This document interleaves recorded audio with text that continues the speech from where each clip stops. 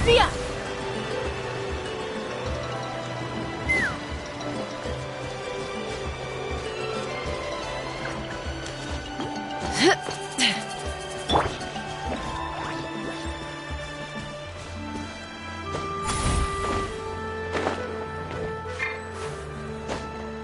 Let's burn this breeze.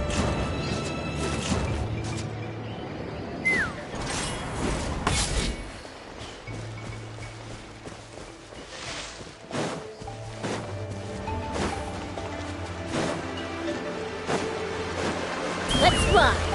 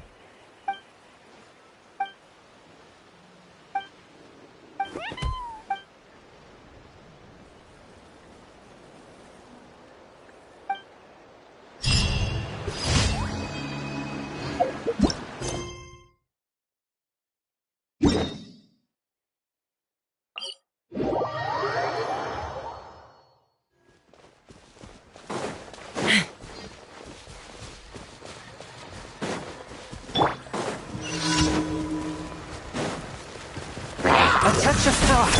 Allow me! Be free. Hold on to your hats. Take me up! Yeah!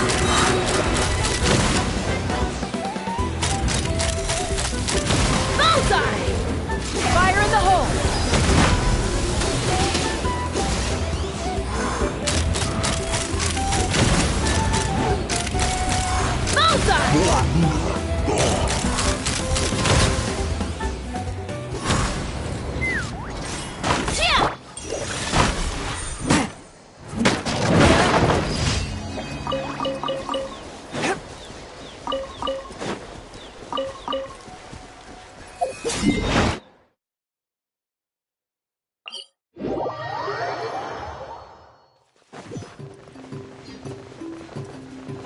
I ride on wind and cloud alike.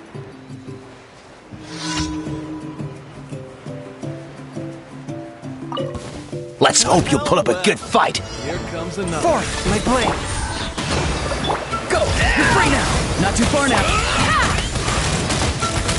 Open fire! Let's finish this Open next fire! time. Finish this next time. Hold on to your hats. Left eye! Bullseye! Left eye! Open fire! This was new. Let's A round touch of them up. frost. Hold the line! Tell me what you see. Farewell. Let's fly!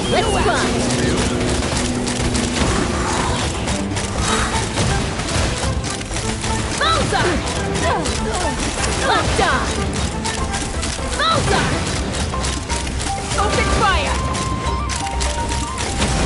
Fire in the hole! Forth, my blade.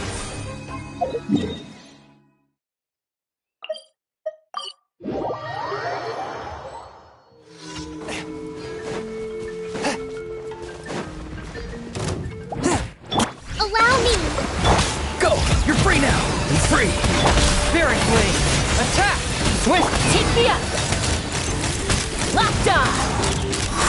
Bullseye! Open fire! Bullseye! Hold on to your hats. A touch of frost! Hold the line! Farewell! Ha!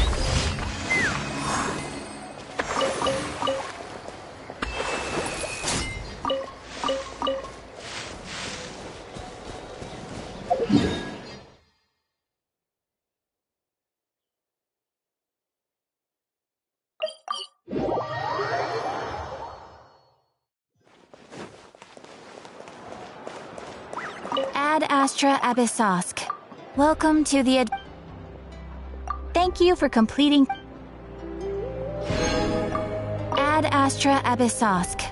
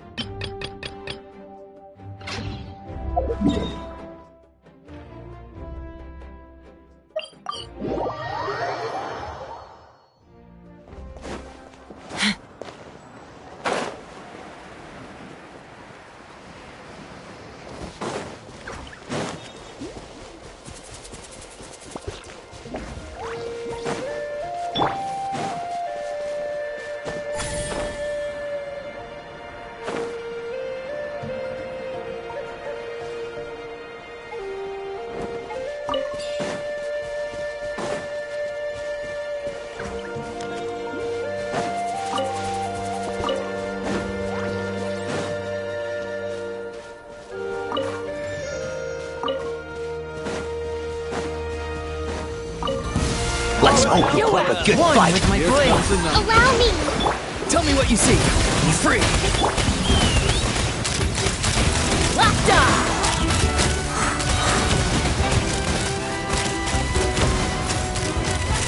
Bullseye! Knock him down. Alright, finish this. Not too far now. Submit for judgment.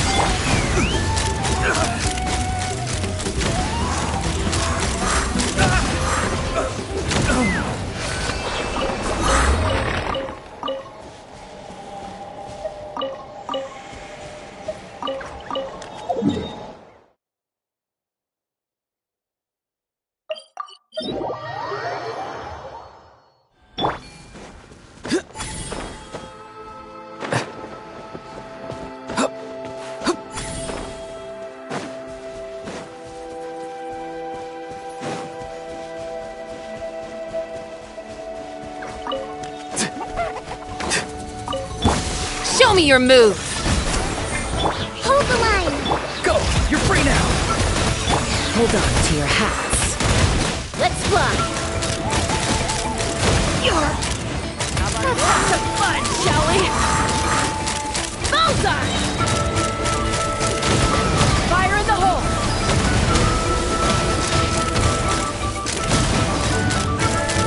Open fire! Blade! Bullseye! Bullseye! Yeah! Rest and rebuild! Farewell! Lockdown! Over.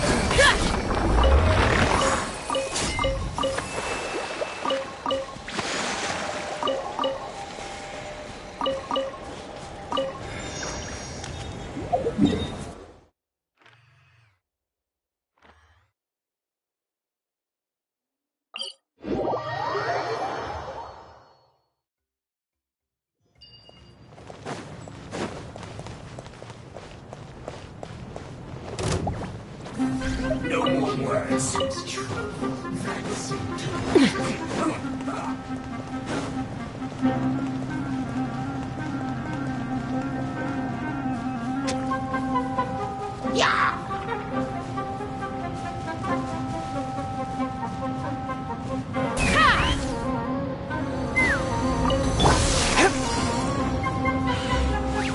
A touch of frost. Hold the line! Time to say hello. Not too far now. Take me up!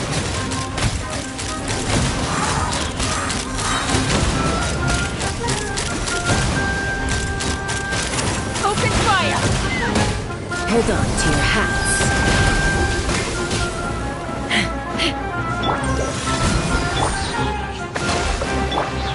Farewell! Go! You're free now! Very clean. Attack! Bullseye!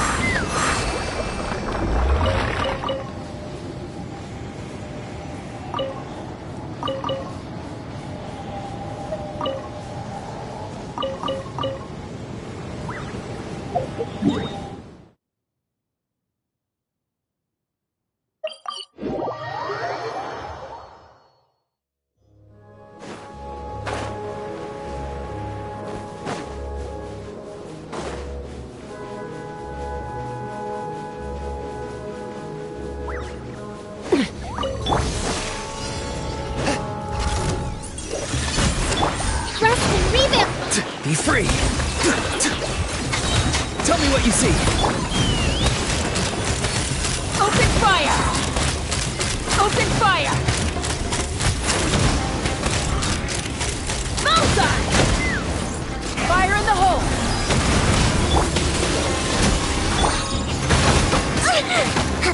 Not too far now! Submit for judgment! Ha!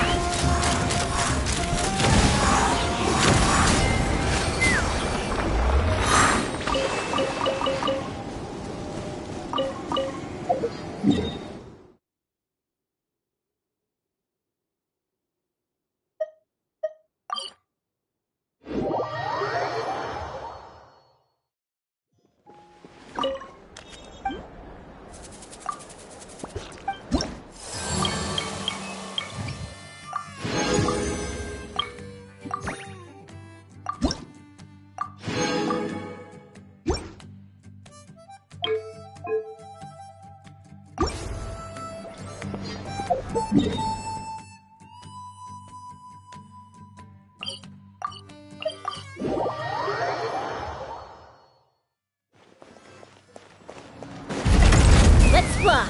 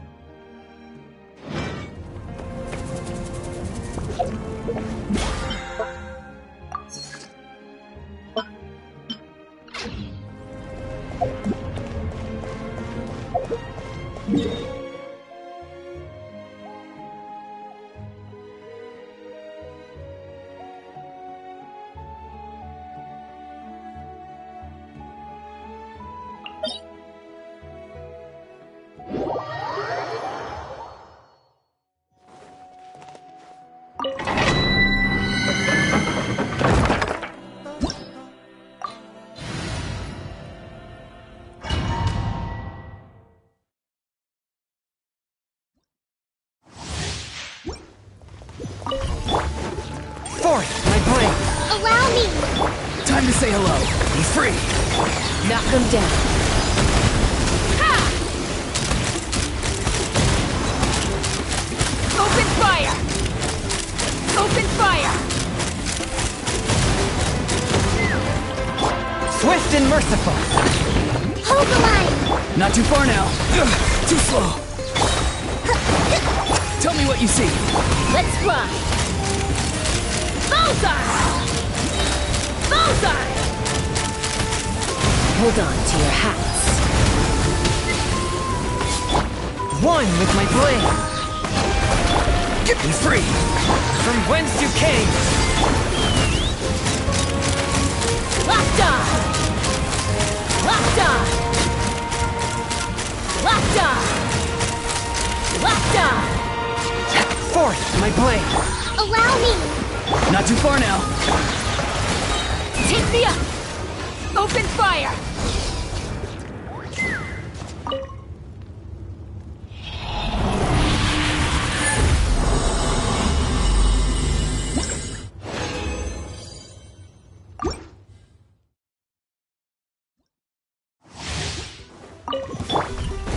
Swift and merciful.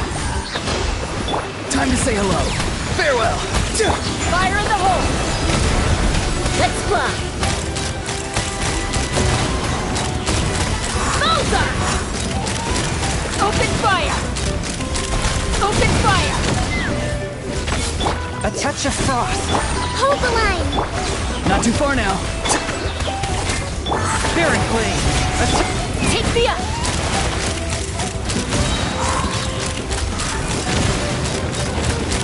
Open fire! Knock them down.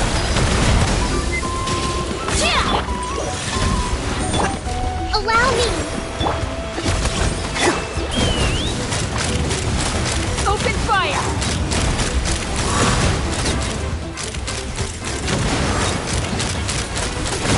Lockdown!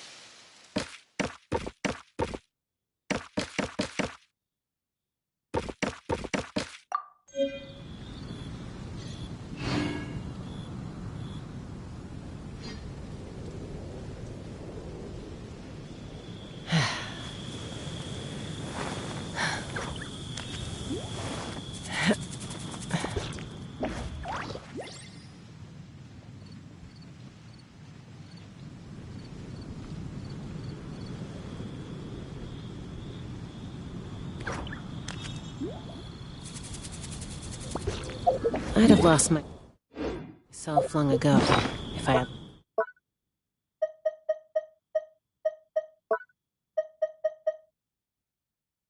allowed myself to be left.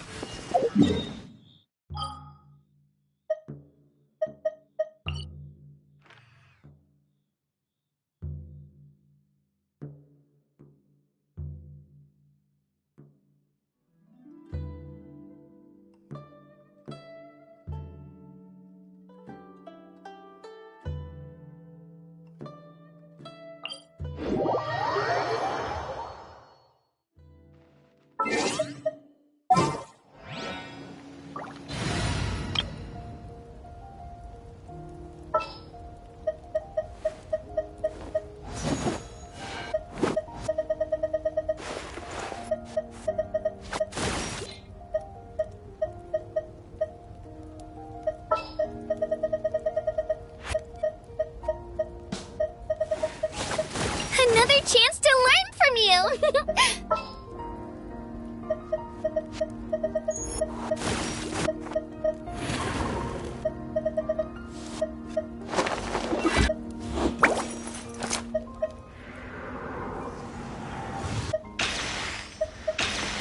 Yeah, let's get this over with.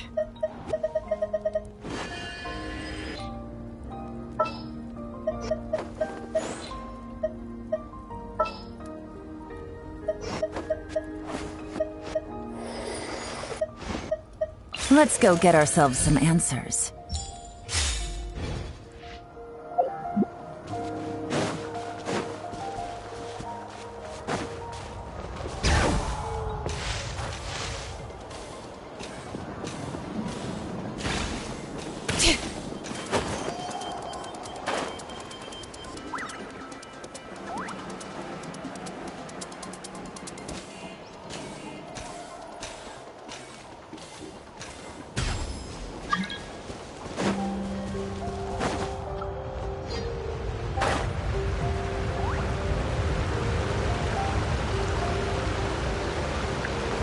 Right here!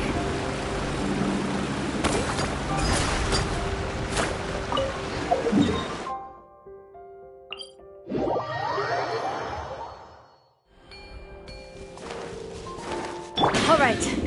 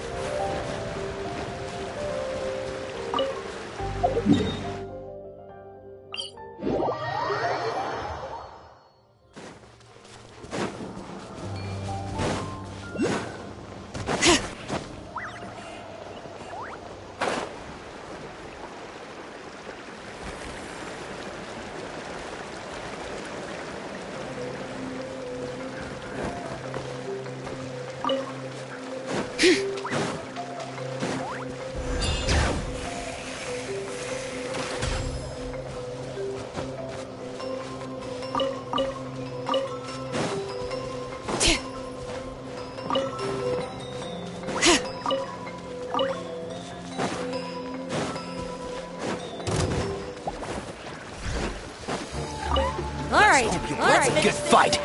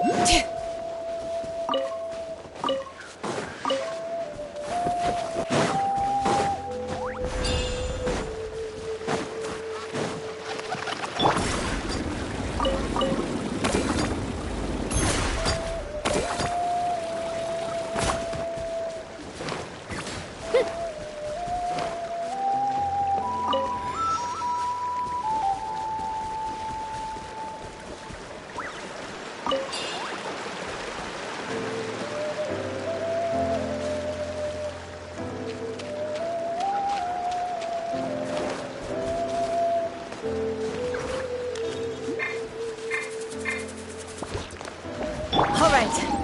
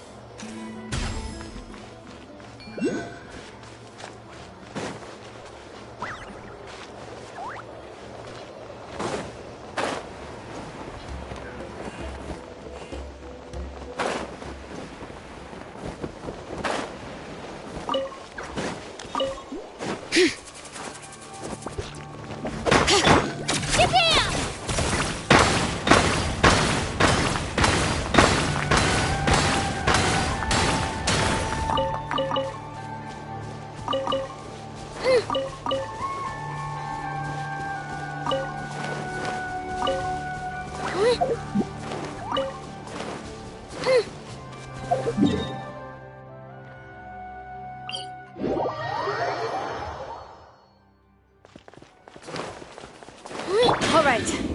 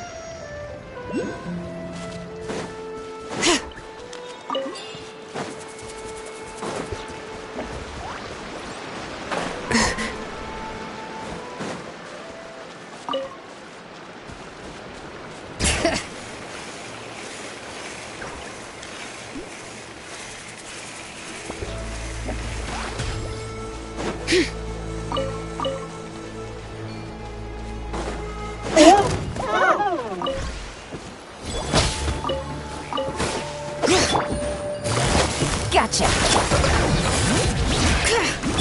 Let her rip! The doctor was silly. Letting brave names echo! A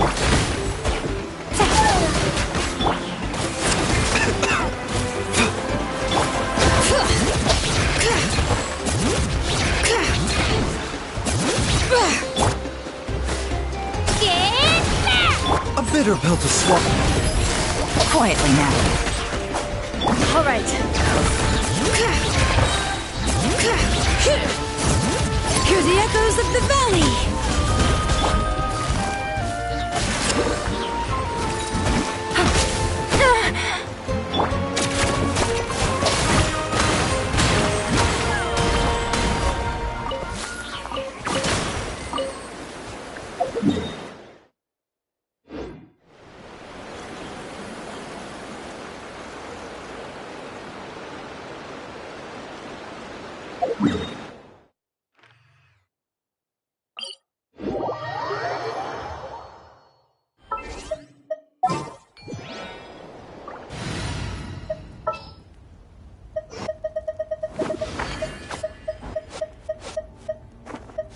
Chamber full and ready.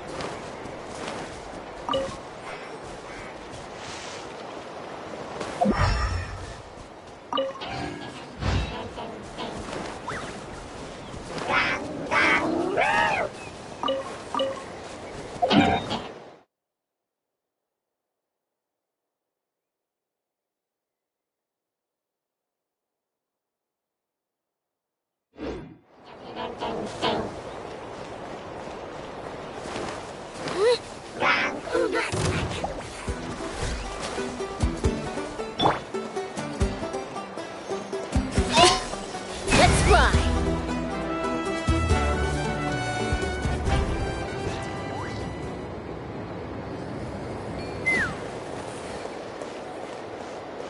Mind the side effects.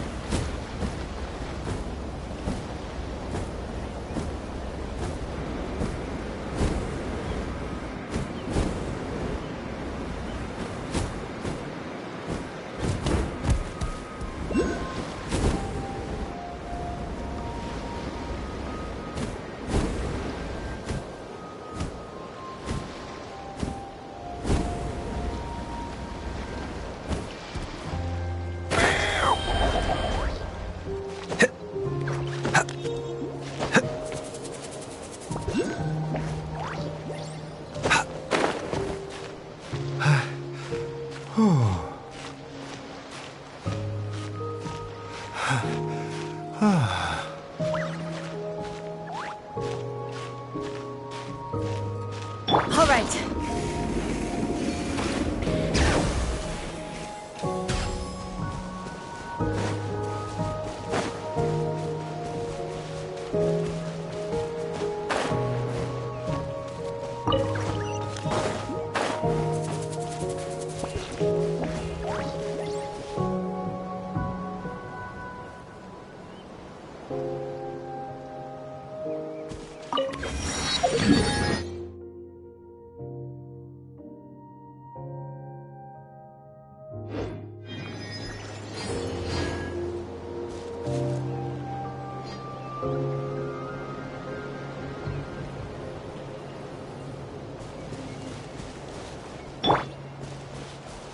Fiat!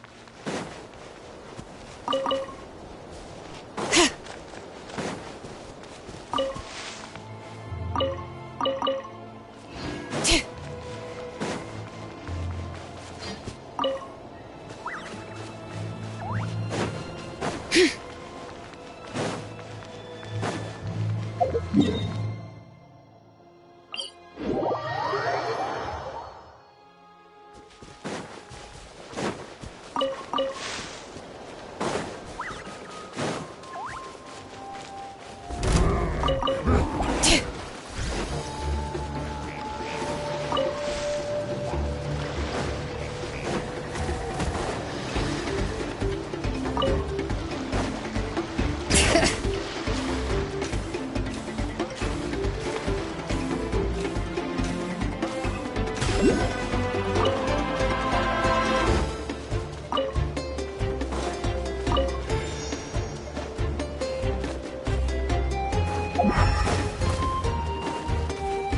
it!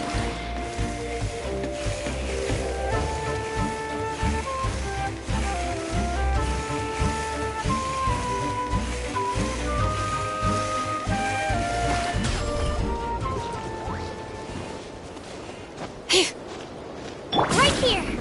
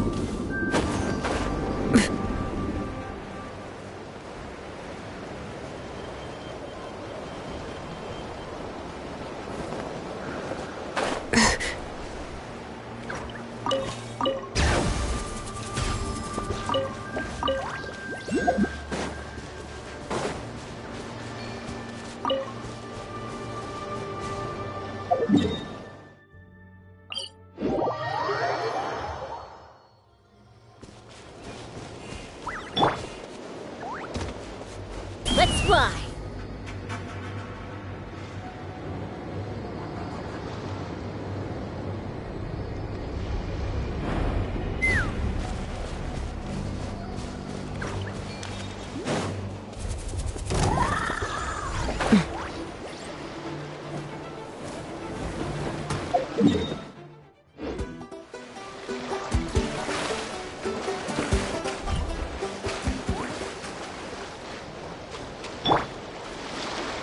Spin to win.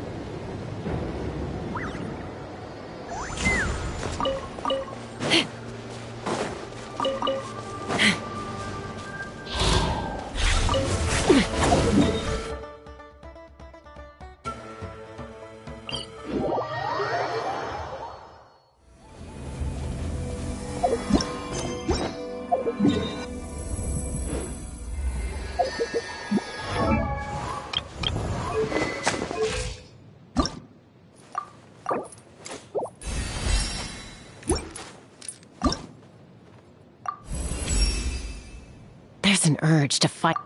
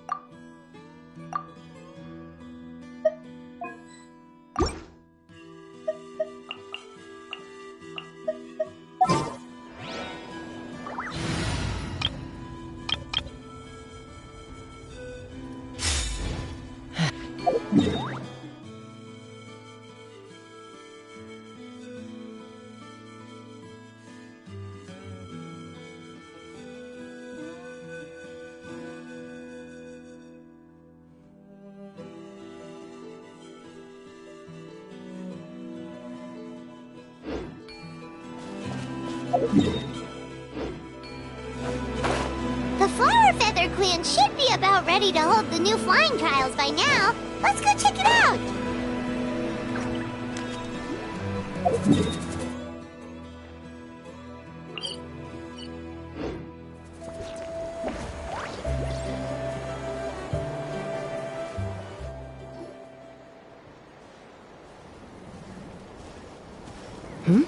Ah, Traveler and Paimon. You came. Yep, and it looks like we made it just in time! Although, can't say the same for the Cuckoosaurs. Bit of a low turnout, huh? Yeah, you'll see why soon enough. All right, get ready. 3, 2, 1, fly! Whoa! We're really flying! I feel light as a feather. I'm flying without a Cuckoosaur. These phlogiston wings are awesome! What's going on? Paimon can barely believe her eyes. How did they fly all on their own? The merchants we ran into that day were selling a product called phlogiston wings. It's a flying machine worn on the back. To operate it, you just use a handheld trackball that controls the flow of gaseous phlogiston. That's incredible. Yeah. If Natlan mass adopted this technology, it would revolutionize our mobility and responsiveness in times of crisis. Just think of the countless tragedies that could be averted. I feel like I'm dreaming. Did I really just fly on my own without the help of a Cuckoosaur? You'd better believe it. Plus, you just passed the flying trial. Right, Elder Alpa? Elder Alpa? Should this really count as a pass? If we did the trial using phlogiston wings? Why not? The scoring rubric is about flying performance. It doesn't specifically say you have to ride a Cuckoosaur, does it? You may be, but... I mean, even Chaska had to ride a Cuckoosaur in a trial, right? And the whole point of a trial is to test both your flying technique and your ability to work with a Saurian companion. Well, if we can fly by ourselves, maybe we don't need to test the ladder anymore. Chaska, Traveler, what are your thoughts on this new invention?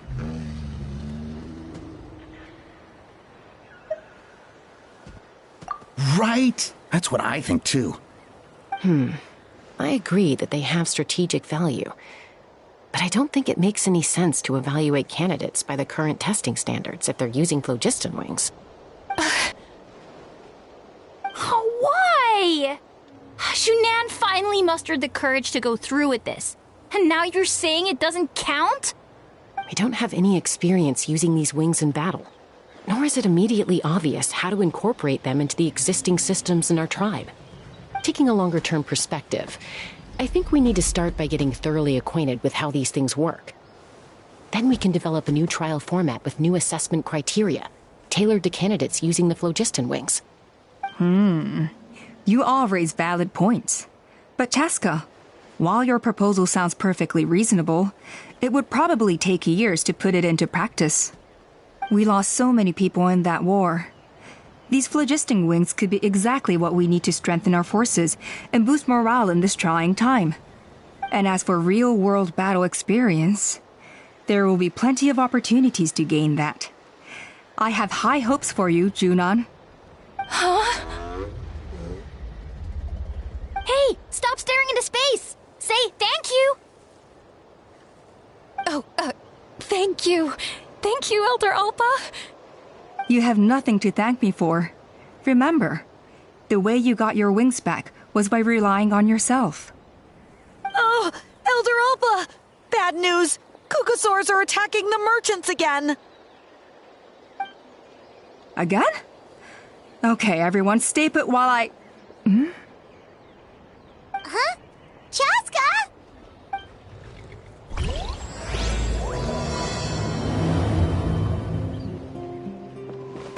Why did Chaska rush off like that? And then Elder Alpha and the others too? Anyway, let's go see what this is all about.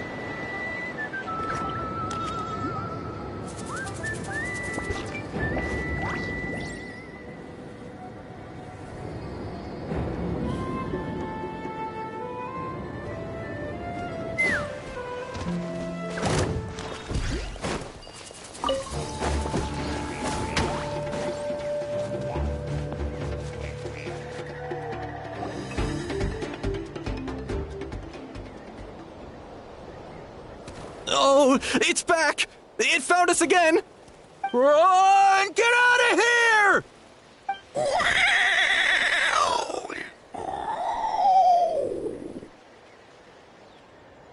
Curses!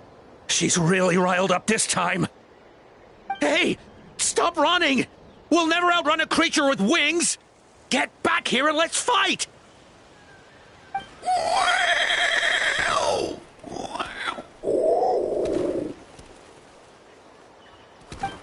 Stop! All of you!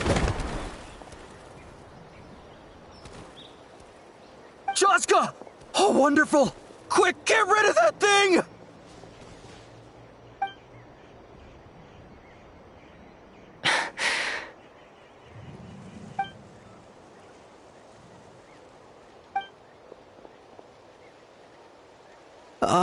What's going on? Why isn't she doing anything? So it really is you, sister. Wait, sister? That Kukusaur is Chaska's sister?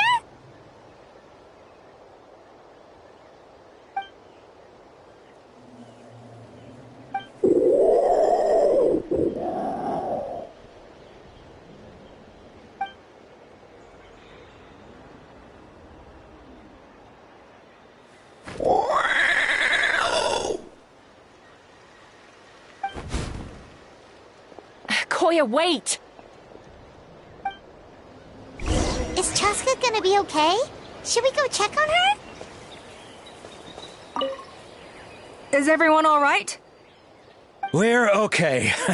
No serious injuries. Thank goodness you all got here just in time.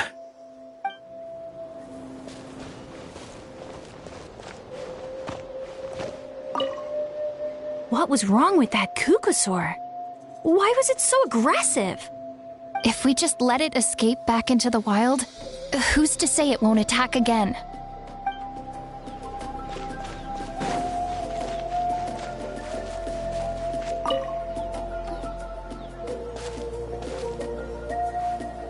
Chaska, are you okay?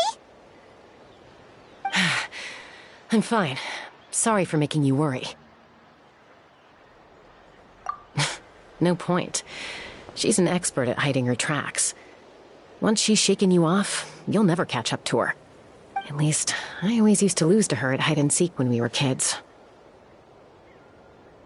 Well, yeah. You know I was raised by Kukusaurs. Anyway, she and I grew up in the nest together. Her name's Koya, and she's my big sister. We played together all the time, chasing each other through treetops or mountaintops. It felt like it would go on that way forever. Until the day I was sent back to live with the humans. Not all Kukusaurs are friendly towards people. Koya, for instance, she's fine with me because we grew up around each other, but she's not fond of other humans. When Mom decided to send me away, Koya strongly protested, and after I left, she became more and more reluctant to interact with humans. Maybe she thinks that humans stole you away from her.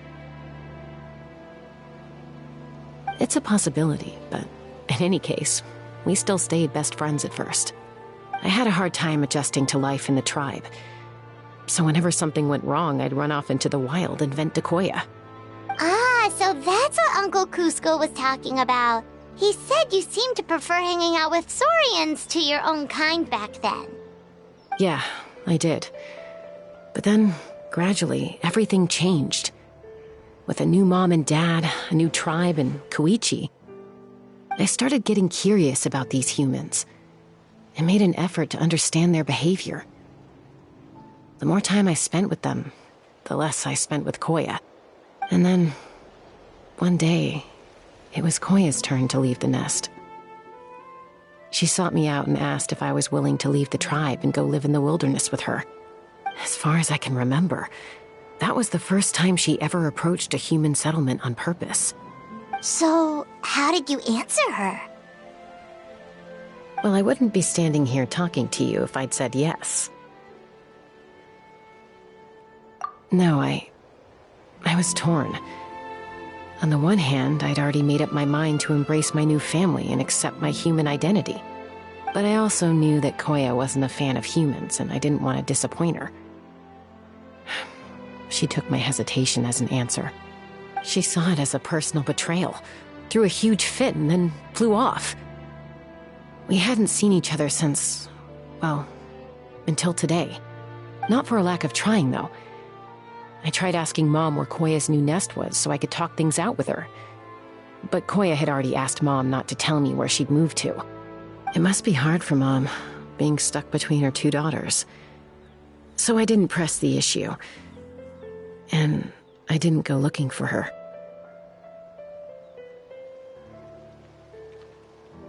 If things carry on like this, I need to make sure I find her before anyone else. Even if she doesn't want to see me. For now, let's bring the wounded back to the tribe.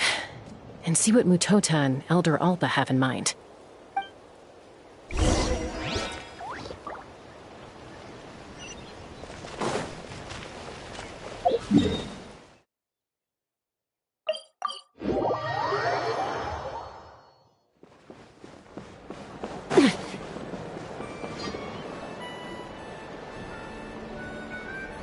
So, I hear there's been another Kukasaur attack. Ha! I knew it! They're wild animals, and they can't be trusted. Hey, show a little respect. The Kukasaurs are our partners.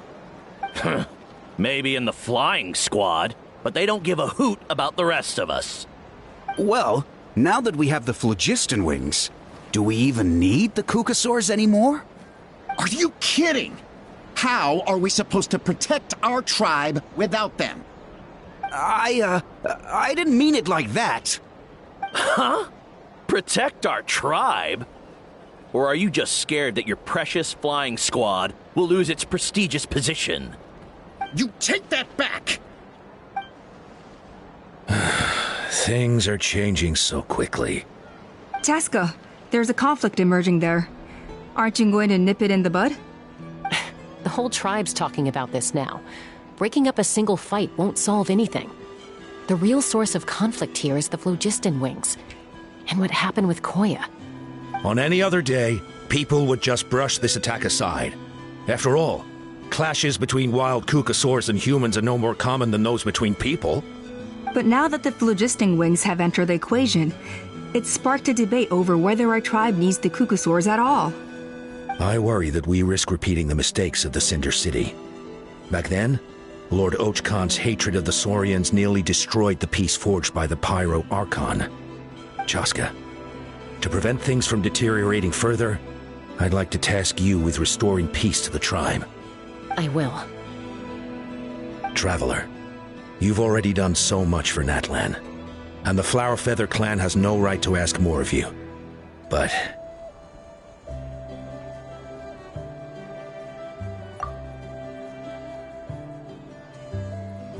thank you. And don't forget about Paimon. Just leave this to us. This whole situation has unfolded so quickly that it's put us on a back foot. To tell the truth, it makes me a little suspicious. You think someone might have orchestrated all this? It's possible. Leave it with me. I'll look into it. Also, Chaska, could you try to keep a low profile while you're out there digging around? We don't want to give our hand away. I'll do my best. Okay, so where should we start? This all began with Koya's attacks. If we can find out what led her to do it, that should give us something to work with.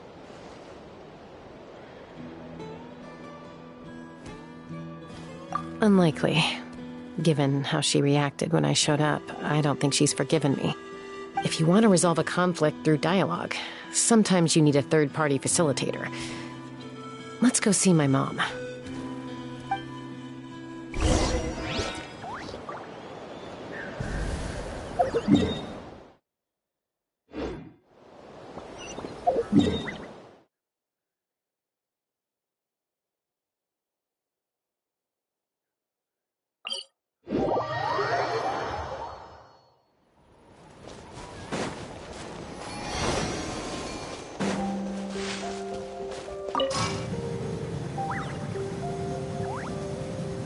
Take me up!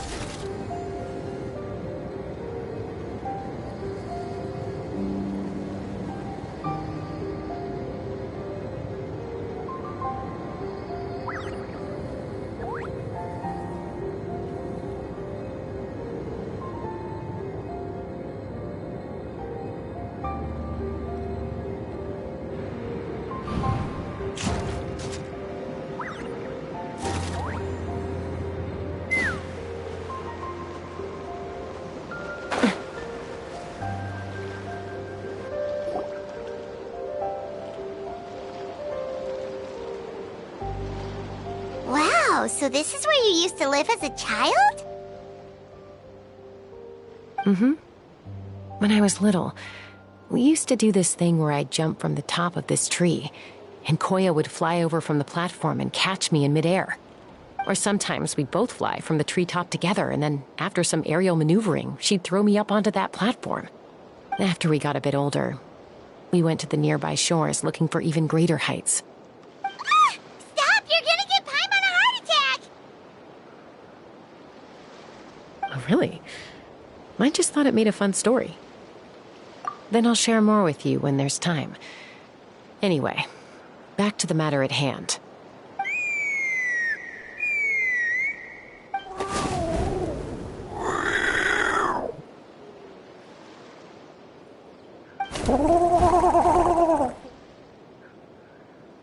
Hey, Mama Bird, I'm back.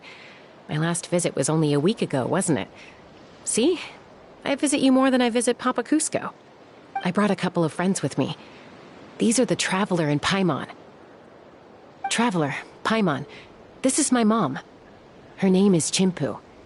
In the human tongue, anyway.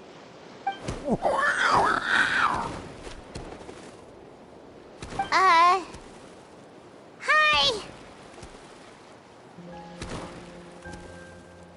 No, not really. I don't speak it as such, but I can sort of get the gist. Although only with Mom and Koya, since I spent my formative years with them. Even then, it's basically a best guess based on their sounds, body language, and expressions. Seems to work about 9 times out of 10, anyway. As for whether Mom understands me, I can't always tell. But somehow we still manage to communicate. Call it the family bond, I guess.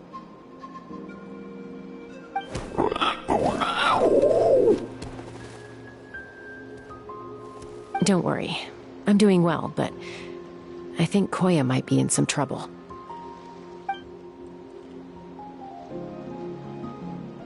I know she's never been a fan of humans, but she's never deliberately attacked them before either. What's behind this sudden change? Does, Auntie Chimpu know anything? Doesn't look like it. Koya hasn't visited her in a long time. Then, could you please tell me where she's living nowadays? I really need to talk to her. If this animosity between her and the tribe continues, then the next time there's an incident, I don't know if I'll make it there in time.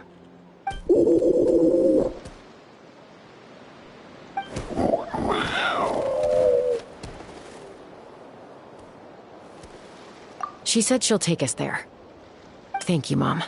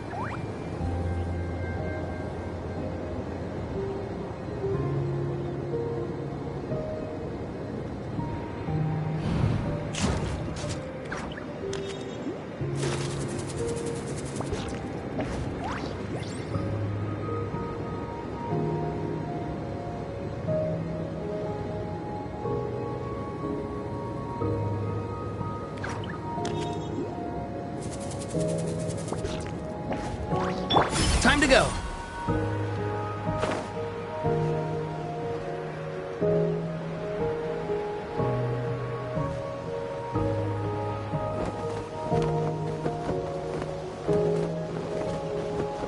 It's getting dark. This is a really remote location. Because she was trying to get as far away from humans as possible. We stay here? Okay. Got it. Traveler, Paimon. Mom says we should stay out of sight for now. She'll talk to Koya first. Koya is very hostile toward humans right now. So if we show up unannounced, it might just make things worse.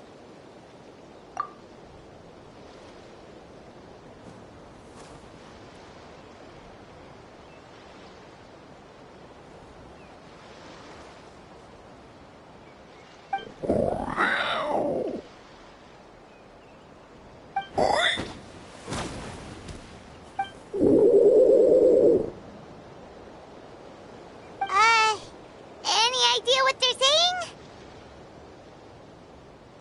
saying? Sounds like things are more complicated than I imagined.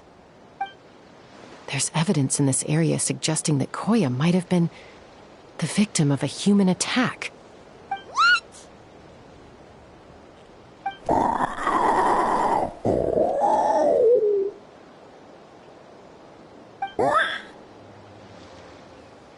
No! It's Chime, Koya's child. The attackers kidnapped her. They came over the sea, under the cover of night, and they took Chime. What the heck? Who would do such a thing? I searched day and night, and finally found them.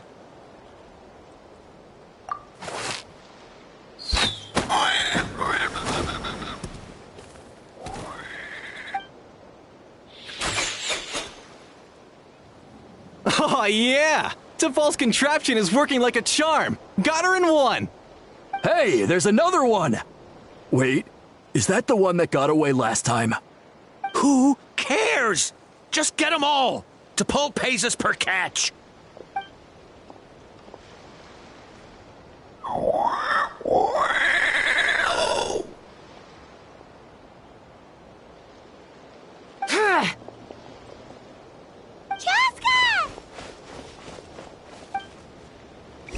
Joska?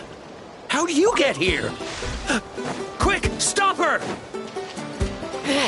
Don't you even think about running away!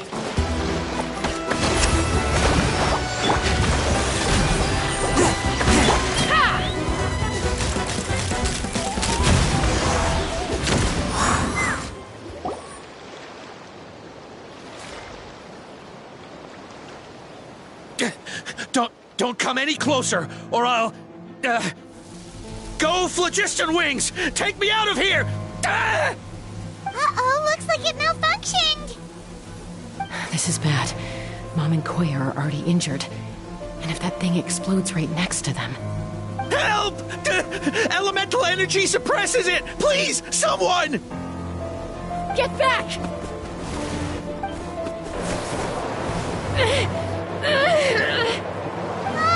It's still going! And it's getting worse! Guess we need a more permanent solution. All right, then.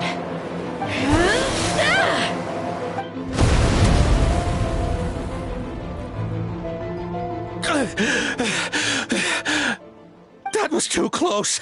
I thought I was gonna die.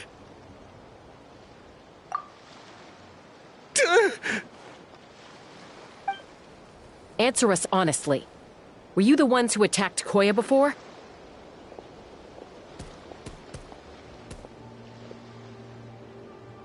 I am... No, it was...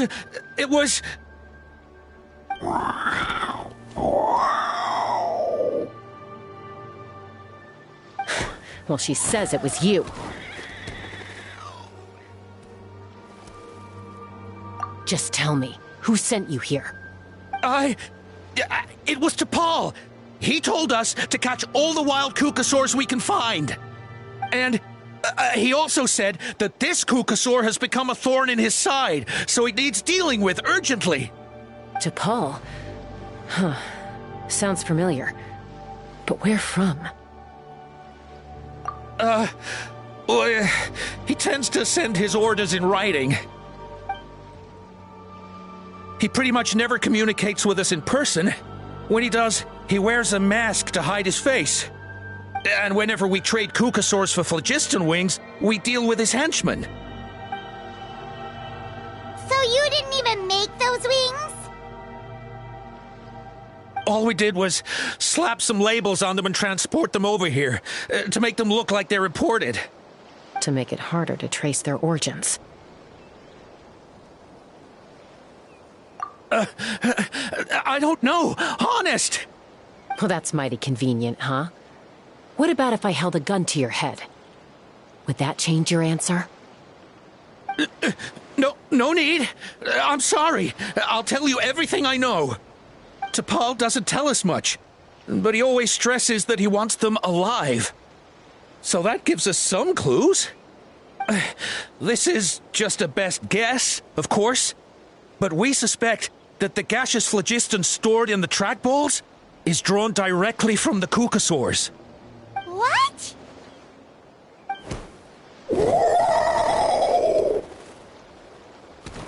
Easy now. You're still injured. Hey, keep talking. Yes, ma'am.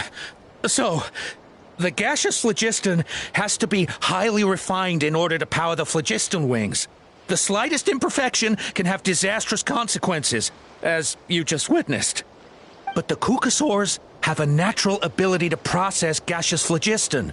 So, if you use them as an intermediary, then...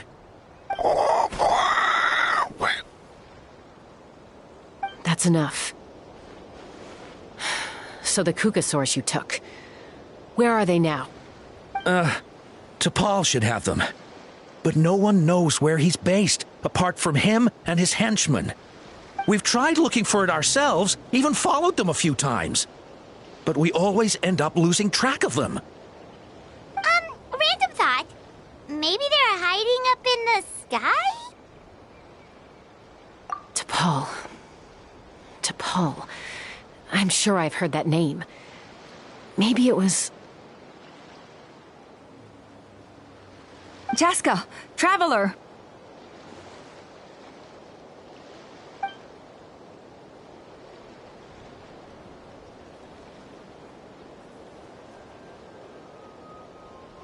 That voice! It's Alpa!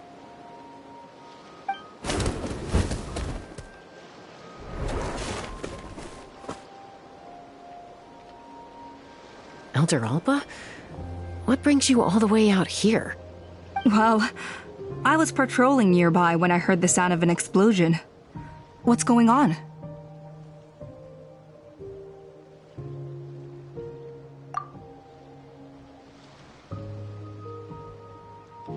I don't believe it.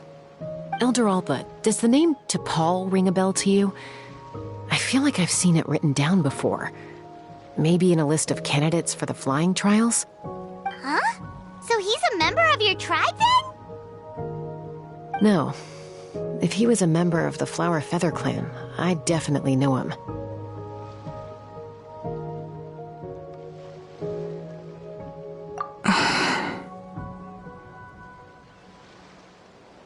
Now that you mention it, I do remember a young man from outside our tribe who came to participate in our flying trials once. You were away on a mission at the time, which is probably why you don't remember him. He was a craftsman from the Children of Echoes, but he'd always dreamed of soaring the skies, so he wanted to join our flying squad. The Children of Echoes? That's rare. But despite his best efforts, he unfortunately failed to pass the trial and gain the Kukasaur's approval.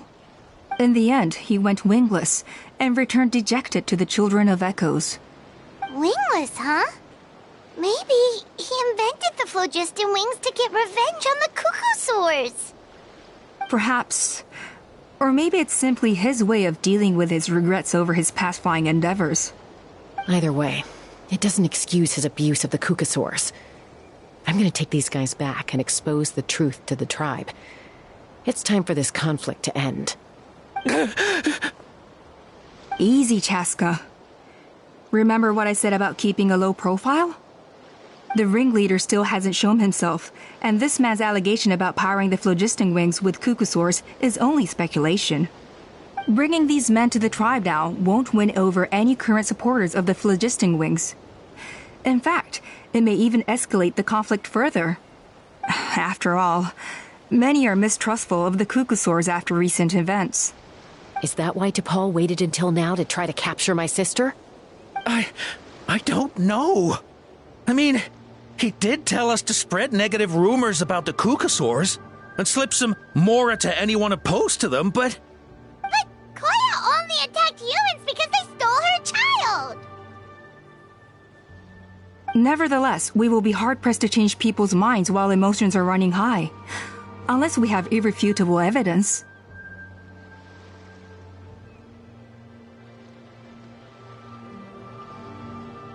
Bravo! My thoughts exactly. In the meantime, leave these men with me. I'll escort them back to the tribe. I'll take the other members of their crew into custody too. They won't get another chance to stir up trouble. Fair enough. I guess finding T'Pol is going to be the key to resolving this conflict. Let's hope the Children of Echoes have some info on him.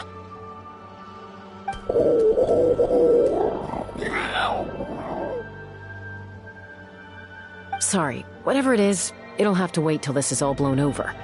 I have to fix this situation before it spirals out of control.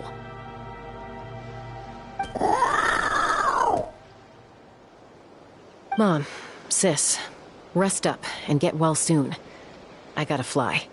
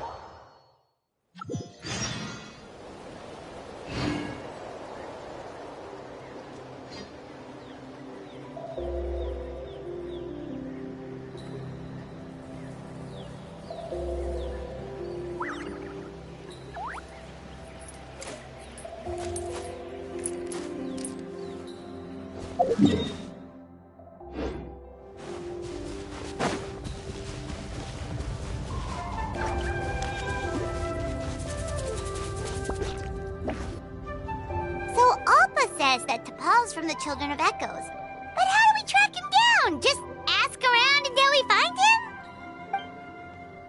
Let's start by talking to someone we know. It'll be faster that way. At this time and place, I'll bet the easiest person to find is... Wakey, wakey, Shilonen! Oh, it's you. Okay, give me a second. I'll come down.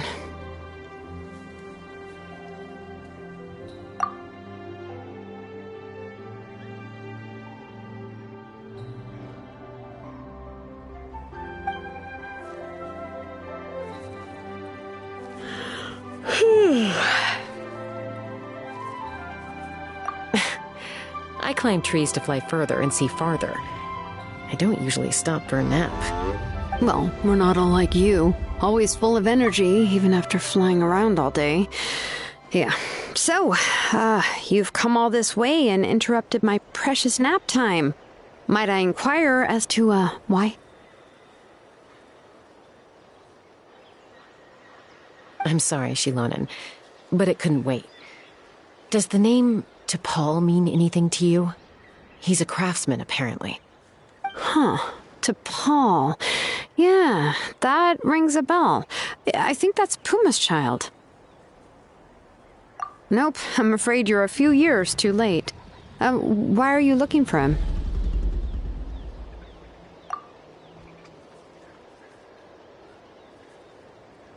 Huh, phlogiston wings. Wow, okay. The kid actually pulled it off. Well, looks like no more rest for me today. Pulled it off? You mean he's tried making something like this before? Yeah, he started trying to build a flying machine right after he got back from the Flower Feather clan. So right after he went wingless, then. Was this flying machine anything like the gun you made me?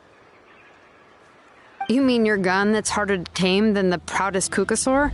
No, he wanted to build something that allows anyone to fly freely, even if they're not naturally gifted. But he never got very far back then, though. Blew up his workshop a few times and barely made it out alive. I never really kept up with him after that. His parents traveled a lot in their youth and only returned to the tribe after he was born. But they settled in a remote area and don't interact with other people much. Which means most people in the tribe don't know them very well. Your best bet is to chat to his direct family. I'll go get Puma. Wait for me in front of the workshop. I won't be long.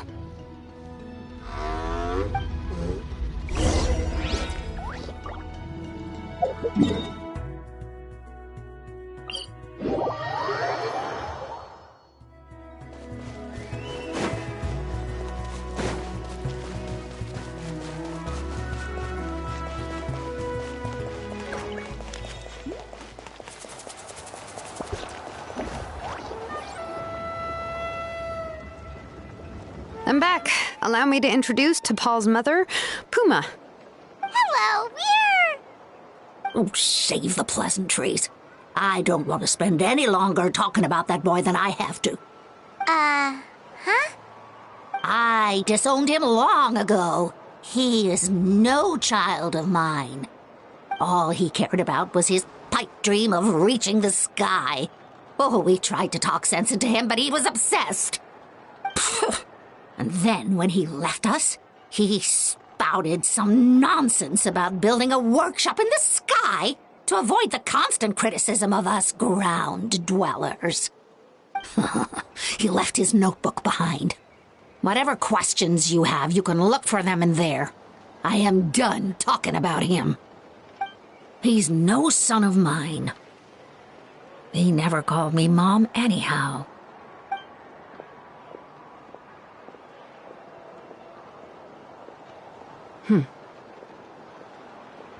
Wow, they've really fallen out. I'm sure wasn't expecting that.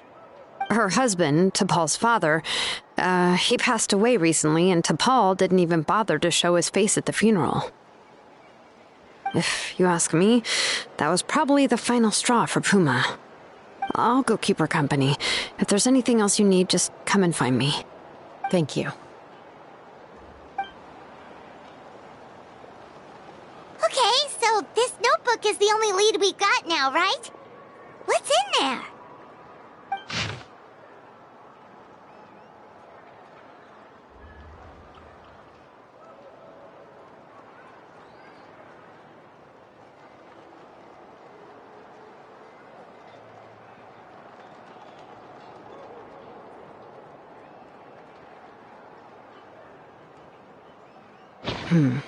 Some early designs for the phlogiston wings, and some theorizing about an airborne workshop.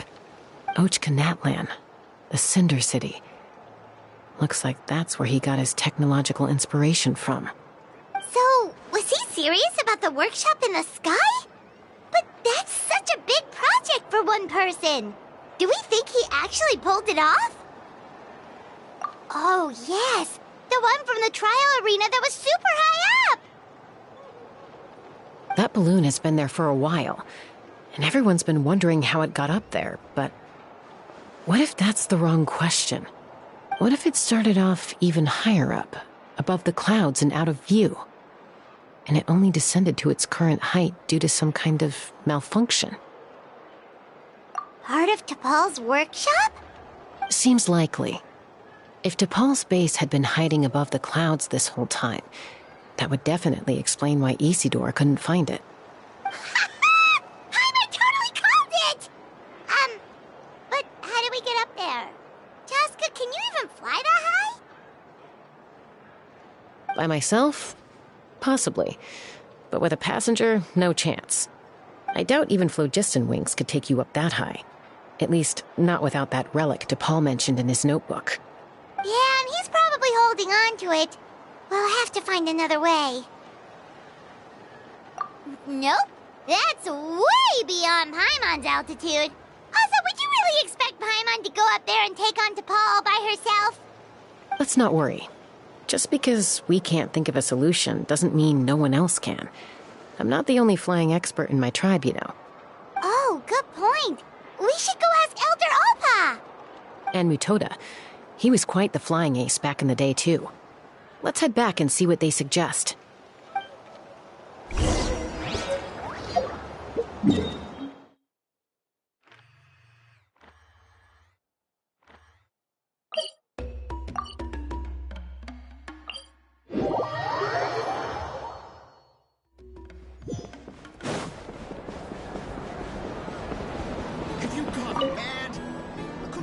Chaska, you're finally back.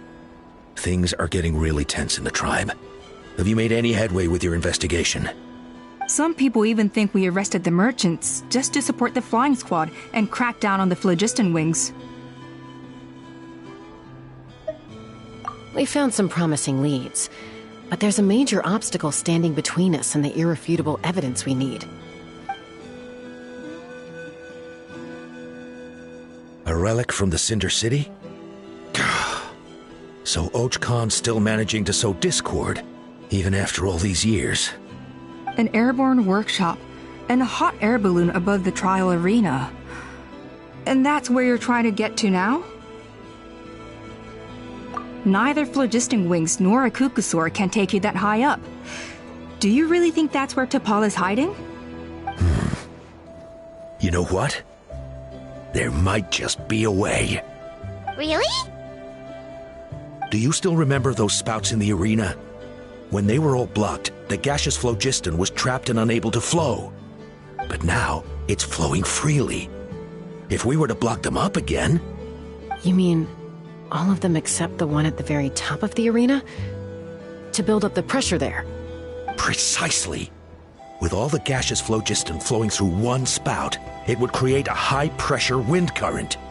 And then we just ride it up into the sky! Yes, it has its risks, but with Chaska's abilities, I think she could manage it. It's an extremely risky approach, but I agree that it's feasible. If you want to give it a try, check with Inkanak at the trial grounds. She can explain how to block the spouts. Chaska, if anyone has a hope of seizing this evidence from the high heavens, it is you.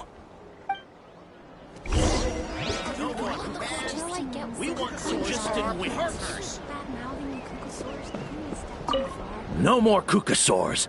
We want phlogiston wings. Have you gone mad?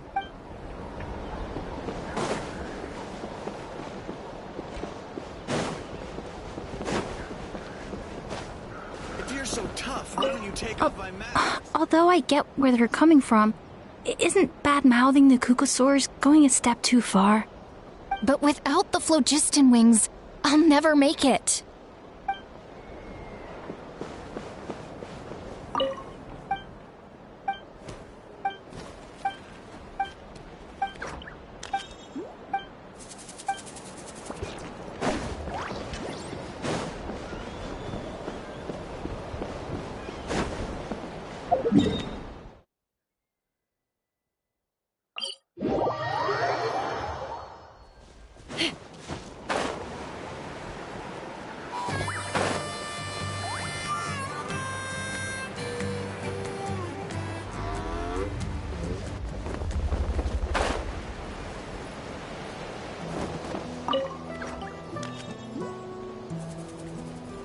Goodness me, that is a very bold idea.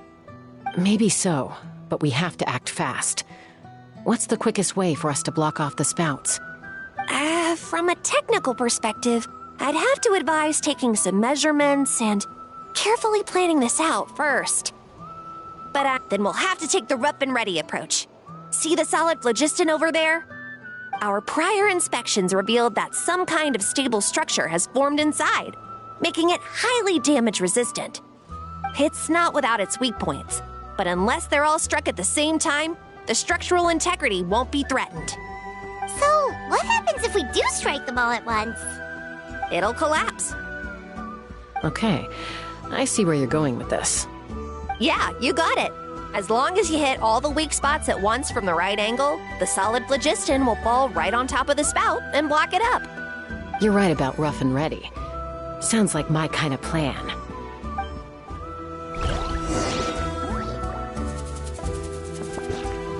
Let's fly!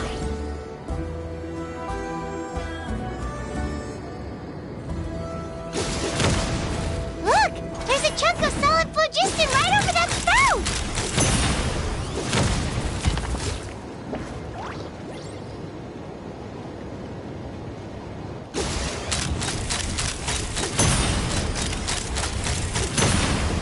Locked on!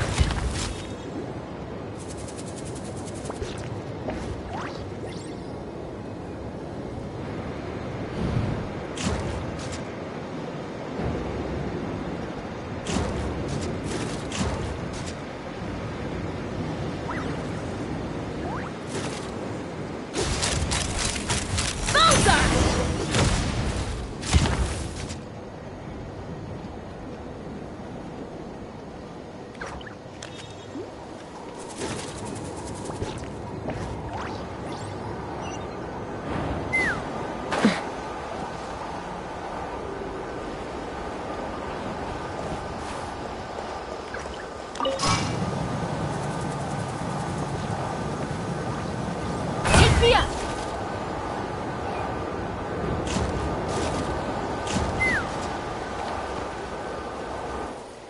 It actually worked! But wait, how are Paimon and the Traveler supposed to get up there?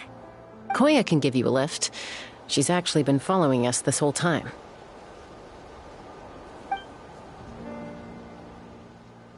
Wow, Paimon didn't notice at all.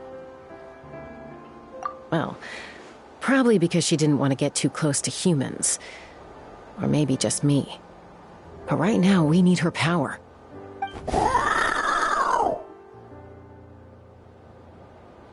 Whoa, you didn't even have to summon her!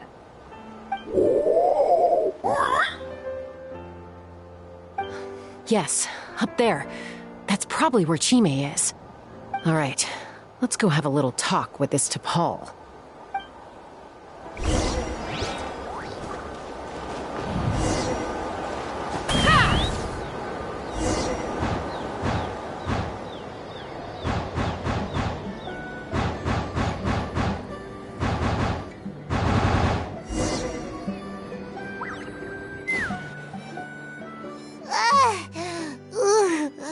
Haven't ever flown that fast before.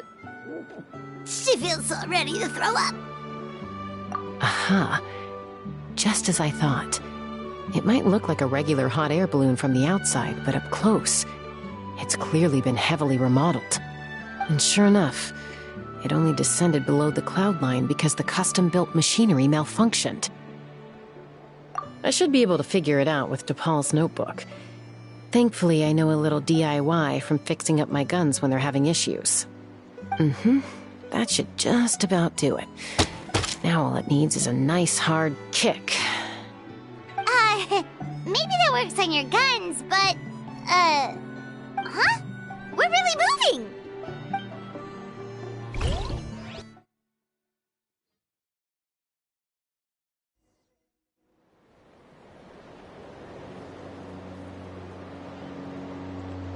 Here it is! The workshop in the sky! Oh, you gotta see it to believe it. Makes you wonder why T'Pol even bothers with phlogiston wings when he has tech like this. Well, according to the notebook, the platform beneath us runs on components from the Cinder City. Those can't be mass-produced. Also, I have some doubts about its mobility after seeing how it moved just now. For someone like T'Pol who dreams of flying freely, this definitely doesn't cut it. But if he's got that relic, he should be able to make a set of prototype wings for himself, right? Why bother making a whole flying workshop so he can mass-produce them? But this doesn't add up. If he's already achieved the power of flight, then he must have bigger dreams we don't know about. But what? With any luck, we'll find the answers in his workshop.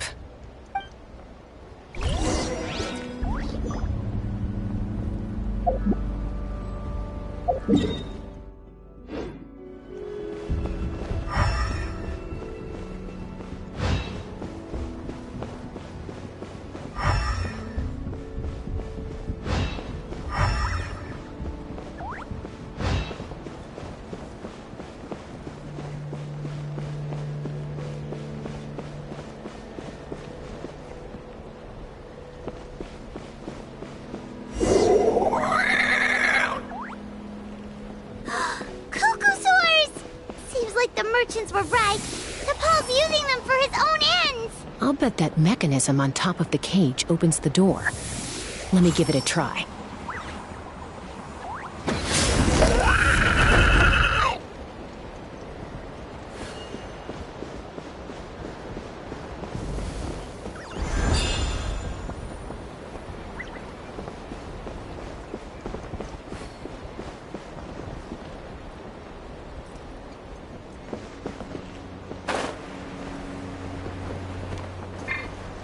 Time to go.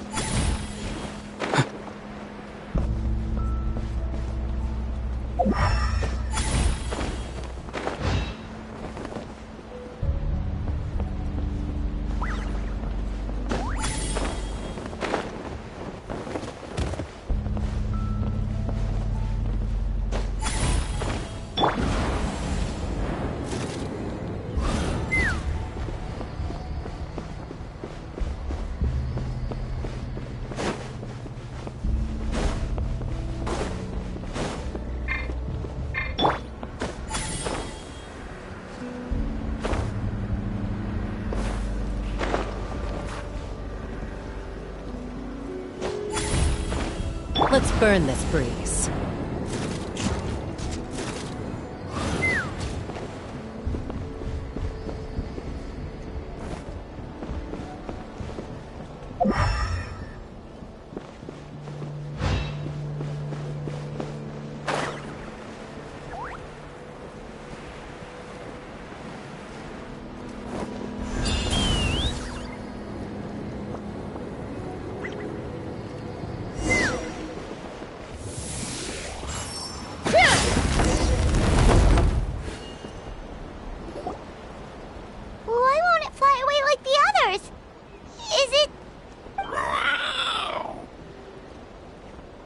She's still breathing, but barely. By the looks of it, DePaul was using these cages to extract phlogiston from the kukasaurs. Once a kukasaur is drained of phlogiston, it becomes too weak to move. We'll have to come back for these ones after dealing with DePaul.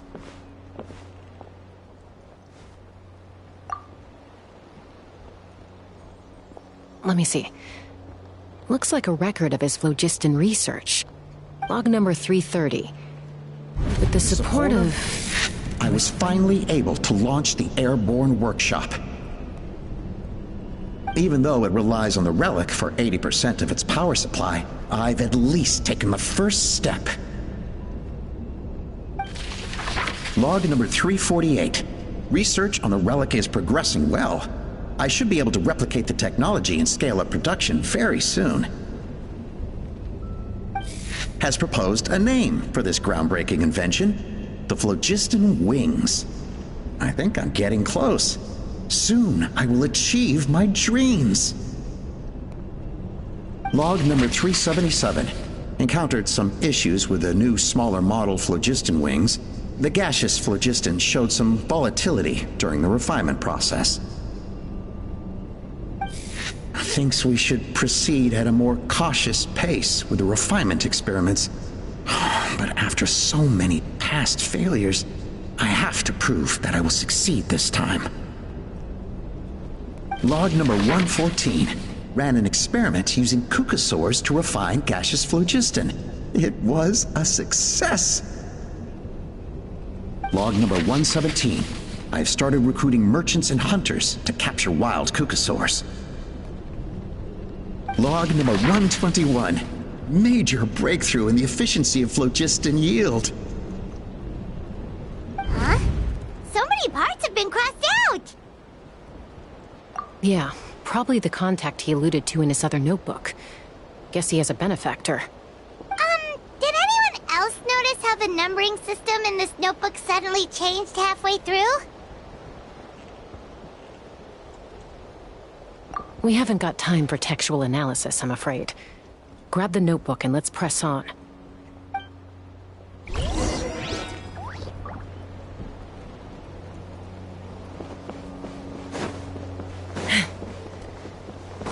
Huh.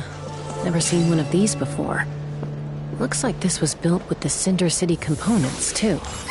You're not thinking of giving it a nice hard kick, are you?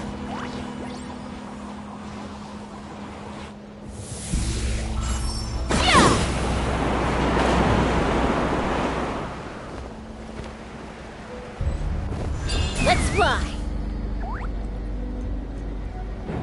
Whoa! What's that mechanism doing? It's asking for a nice hard kick where it hurts. Aim for the weak spot.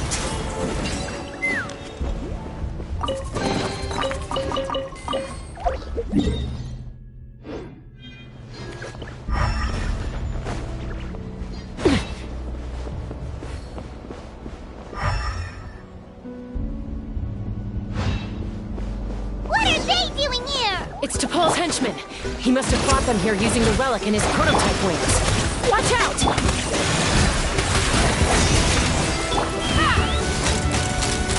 Bullseye!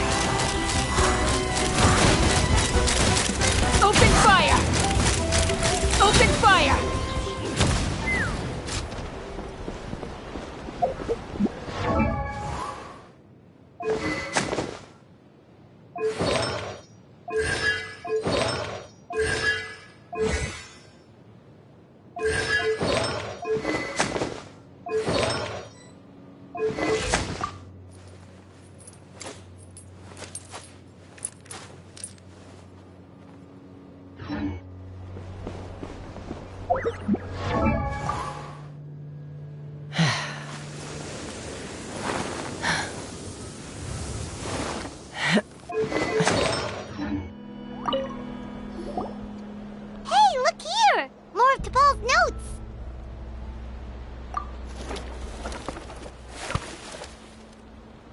Log number 403. Introduce me to some new comrades who fully support my ideas. I told them that some Saurians are blessed with wings, and some people with natural gifts, while the less fortunate among us can only look on longingly as they seize the skies. But I also told them that progress can erase individual differences. Think of the tools humanity has made to fight back against wild beasts. The law we have put in place to even the playing field between the strong and the weak. I promised them that our research will be the new frontier of human progress. With our phlogiston wings, the power of flight will no longer be for a select few to enjoy. Imagine a world where the skies are for all to share. I only hope that when we finally achieve this goal, we'll be proud of me. Imagine a world where the skies are for all to share. Yes, what a wonderful world that would be. If only it were possible. We could respond faster, and so many tragedies could be prevented. But T'Pol, what about the Saurians you're draining dry of phlogiston? You're not sharing the sky, you're stealing it! Bad move. I won't let you get away with it.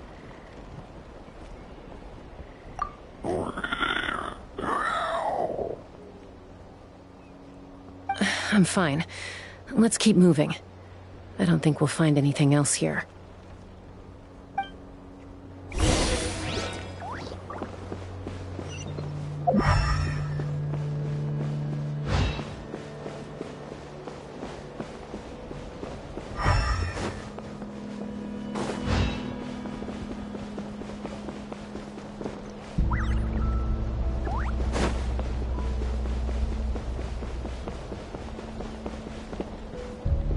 fly.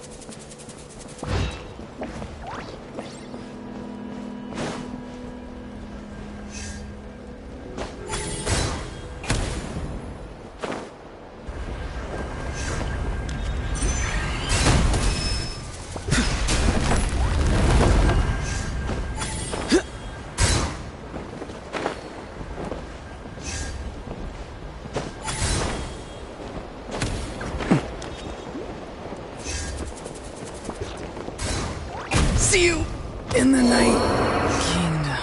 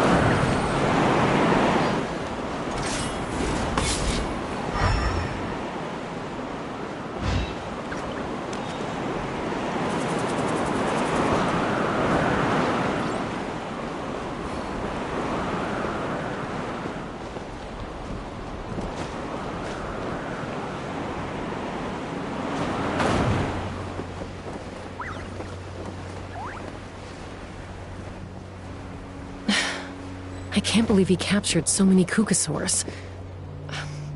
But right now, we have to focus on solving this problem at the source.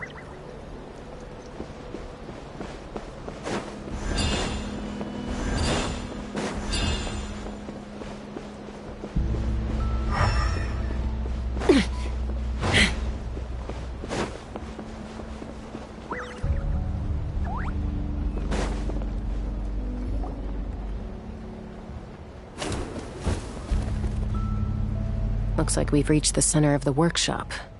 And still no sign of Koya's baby.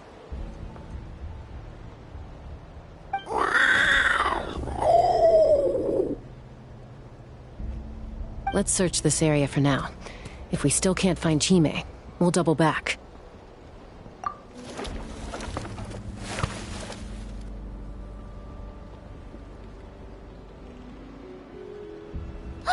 Chaska,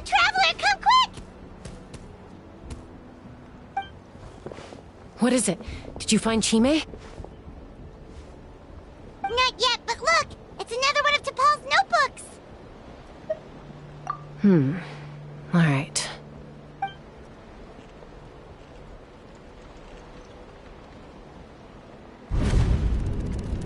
Log number 428. We decided to restart the experiments on phlogiston refinement, but without telling. This is the final obstacle to the success of the Phlogiston Wings project. We cannot fall at the last hurdle. Log number 436. Earlier today, suggested using cucosaurs as an intermediary to extract refined phlogiston. It's certainly feasible, but... Anyway, as long as our secret experiment succeeds, I'm sure won't bring it up again. Log number 443. We will conduct the experiment tomorrow. Birthday is coming up, so hopefully we'll have a birthday surprise for her. Log number 444.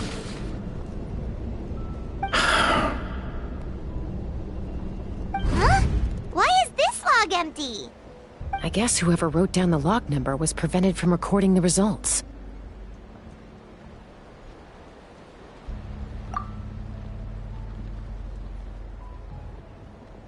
Log number 0. We lost many comrades in the accident. Among them are friends, lovers, and children. But we cannot stop now. We will keep their legacy alive and carry their dreams forward. As of today, we are scrapping the artificial refinement method. Instead, we will focus all our efforts on phlogiston extraction from live cucosaurs. They are arrogant beasts whose existence in the wild serves no one but themselves. Their true worth lies in their sacrifice for the sake of human progress. To facilitate our operations, we will gradually move the airborne workshop closer to the Flower Feather clan, even as we continue to expand it. All this we do to create a world where the skies are for all of humanity to share. All this we do to make T'Pol's dream a reality. Given the way this is written, not to mention the fact that the numbering has started over from 0, it kinda sounds like this is someone new. Does that mean that T'Pol's already... There's also a letter tucked in the end of the notebook. It's from Puma.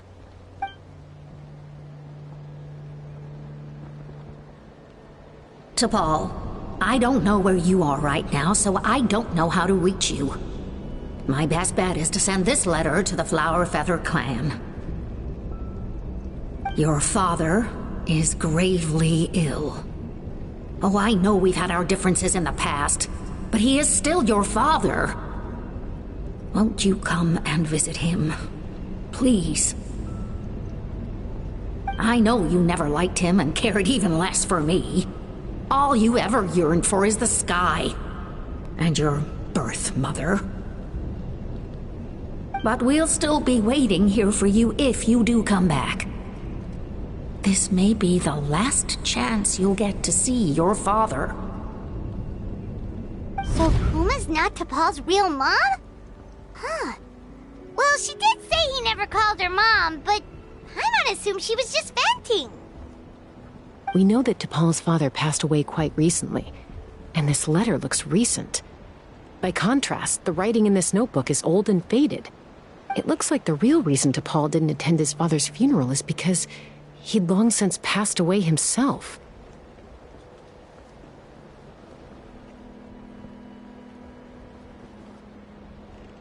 If we ask ourselves why this letter was sent to the Flower Feather clan, why T'Pol always yearned for the sky, and how he got his hands on a relic from the Cinder City, it all points to one answer. That's right. T'Pol was my child. He was born during my days as a wingless wanderer. His birth gave me new hope. I wanted to become the kind of mother who spent her days as a valiant rider, soaring the skies. Not an aimless, wingless nobody. But his father wanted to settle down, to give his child a safe, sheltered life in his tribe. We fought about it constantly, until the love we once had for each other was gone. He started a new family, with another traveler who was also looking to return home. And I went back to the Flower Feather clan, alone. Oppa? I had no idea that despite being raised among the children of echoes, my child still harbored dreams of the skies. Can you imagine, Chaska? The joy and surprise I felt when he showed up at my door, asking to join the flying trials. Or how proud I was when he said he wanted to prove his own worth, rather than relying on my position as elder. And then the anguish that overcame me when he was rejected by the Kukasaurs and became wingless, just as I had after my injury. You've got a lot of nerve showing your face here. Don't take this the wrong way, Chaska. I'm not here for a fight. I just want to talk. Isn't that your preferred way to resolve things? I trust you've learned of T'Pol's wish on your way here. A world where the skies are for all of humanity to share. If only his dream can be realized, no one will ever have to lose their wings again. Our aerial prowess will be greater than ever before. War will never again come at such a great cost. The loss of Koichi is a tragedy that need never be repeated. So tell me, Chaska, do you really wish to see the phlogiston wings forever grounded and gathering dust? Nothing you've said excuses all the conflict you've caused. You mean the argument back at the tribe? It was a necessary measure. Sometimes this is the only way to accelerate the pace of progress.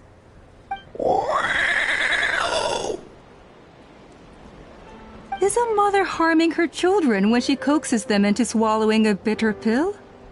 Of course not. It is a brief moment of suffering for the greater good, and the child would come to understand this in due course. The phlogiston wings are that bitter pill. We will never progress as a tribe if we cling to the scraps the Kukasaurs offer us. Once the people have embraced the phlogiston wings, they will never look back. Even if they learn how the refined phlogiston is sourced. They will convince themselves that the sacrifice of a few Kukasaurs is a small price to pay for our dominion over the skies. But this I had not anticipated. I barely had the chance to introduce the phlogiston wings to the tribe before you found this place.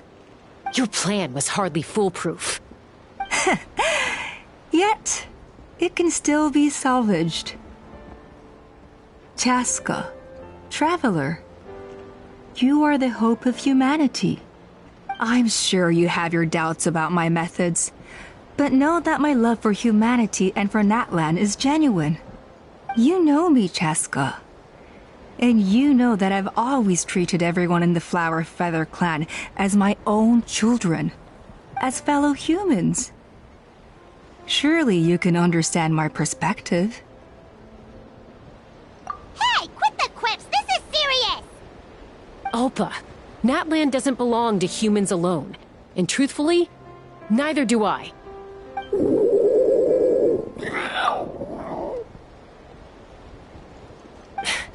How many times has the Abyss invaded Natlan now? And yet despite how much stronger it is than us, Natlan still stands as a nation of humans and Saurians. Peace imposed by force will crumble in a matter of days, because social bonds are what hold a civilization together. Weren't you the one that taught me that? And yet you would break the bond we share with our Saurian companions to take more power for ourselves? That's as stupid as hacking your own arm off to use it as a club. They are wild beasts, driven purely by instinct. How could they possibly understand human social bonds? How did someone like her ever become a writer? You overestimate them. They bow to the strong and shun the weak. That's all there is to it. They never gave Tepal a second glance when he was at his lowest, nor me when I returned injured from the Cinder City. It's all about survival of the fittest for them. Plain and simple. They obeyed me once I proved myself stronger than them, but the moment it serves them better, they'll abandon me in a heartbeat. You're wrong, Alpa.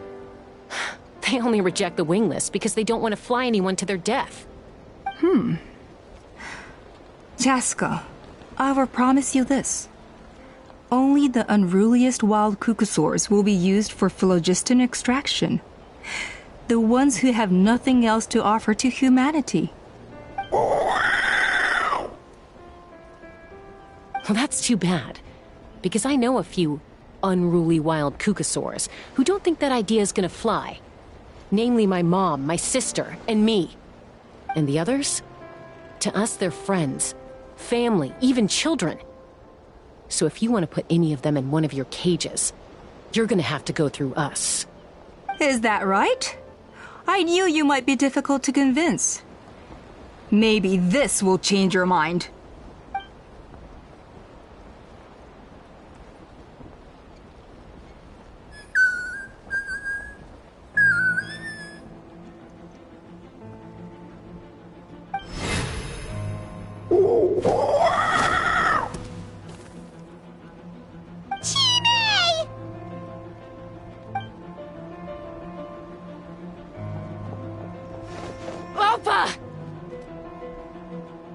Careful. Don't make any rash decisions. Unless you want to see her suffer. Oh no, that's one of the extraction cages! I told my subordinates to take control of the tribe while I was away. Luckily for them, our strongest warrior and our most powerful ally aren't there to stop it. Take control? What are you planning to do with Mutota and his supporters? Merely accelerate their inevitable downfall. They cannot stand in the way of progress forever. It is not the move I wish to make, but I'm afraid you and your friends force my hand. And since you insist on imposing me too, I have no choice but to keep you here until the dust has settled. So that's what you meant by I just want to talk. You never intended to negotiate. You just wanted to stall us. No, Chaska. I genuinely hoped I could win you over. You are the strongest warriors we have. Put down your weapons, and I promise you that no harm will come to this young Saurian. I just need you to stay here for the next couple of weeks or so, while my people consolidate their power. Then, I will give her back to you, and you'll be free to leave. As long as the majority supports our vision, even the Pyro Archon cannot meddle in our internal affairs. Your vision is deranged, and the Flower Feather Clan will never support it. You sure about that?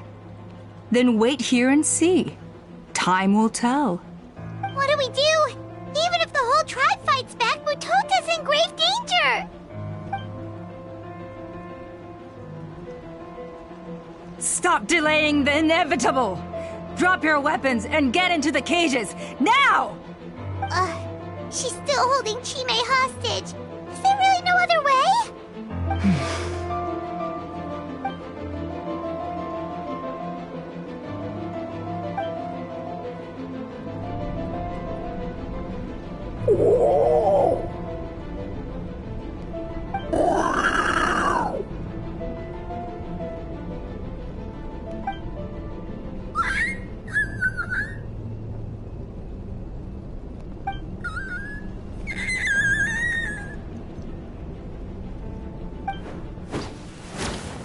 Koya?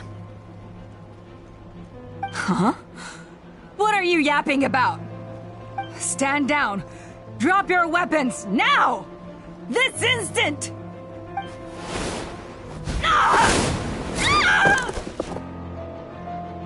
No! The relic!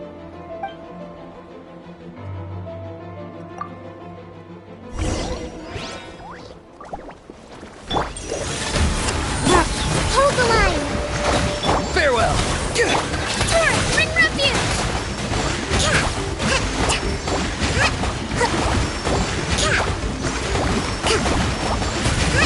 Give up, Alpha. We're negotiating my way now, and this ain't your strong suit. Just shut up! Help! Anybody?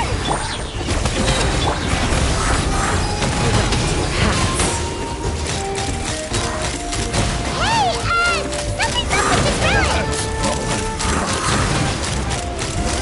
Open fire! Open fire!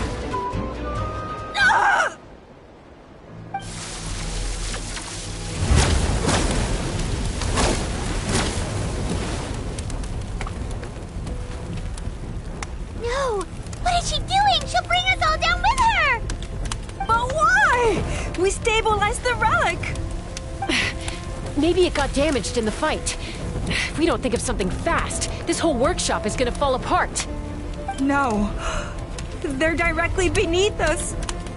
My beloved tribe!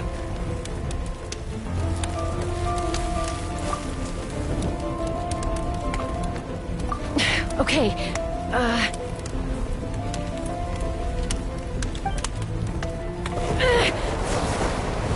it's too powerful.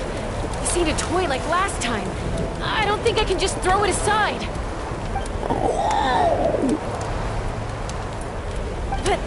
But we need to get it far away before it explodes. Then the tribe will be safe, and so will this workshop. Koya, remember when we were kids? Come on, let's take this thing high up into the sky.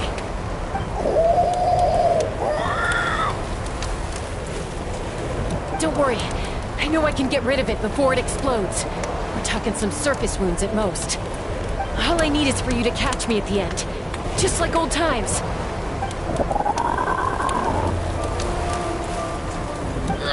I can't hold it back anymore. We have to go. Don't be insane! Alpa! What are you... You're a fool, Chaska! Why would you choose such a risky solution? We cannot entrust the safety of our tribe to this wild Saurian! I'm the fool. You really think you can stand a better chance than me? Sure, it may be asking too much for an ex-wingless to escape the blast radius in time. But I can fly it a safe distance away, even if it's the last thing I do.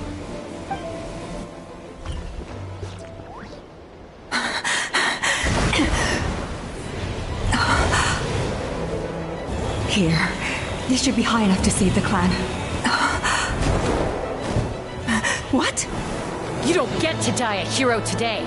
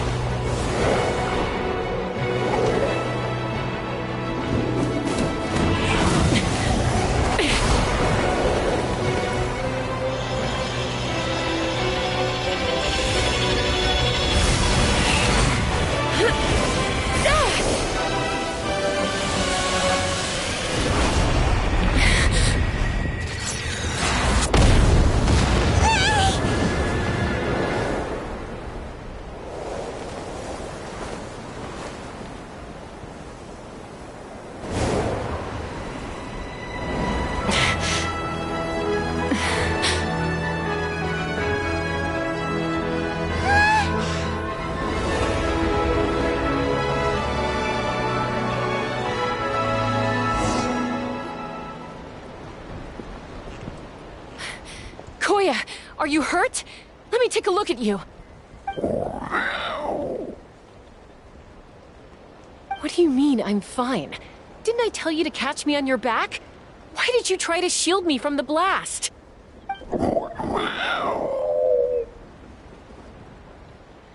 accident? Yeah, right. Seriously, you're as stubborn as ever. Chaska, Koya! How are things looking here?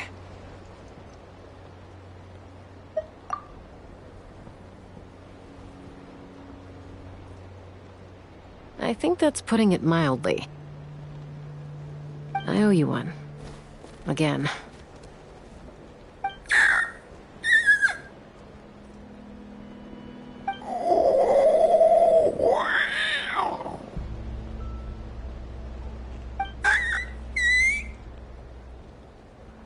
Oh, but be honest. Do you still think Kukasaurs can't form bonds? Mom, I'll figure out the refinement problem. I'll find a way. You don't need to worry about it. I just need some more time. That's all I ask. Please just trust me. Just this once.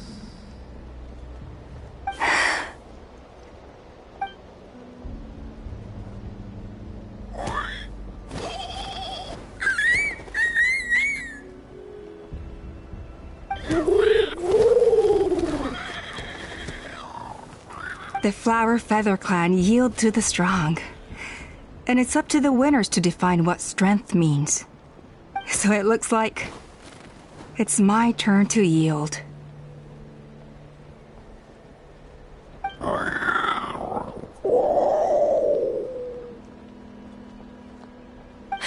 Koya! Koya!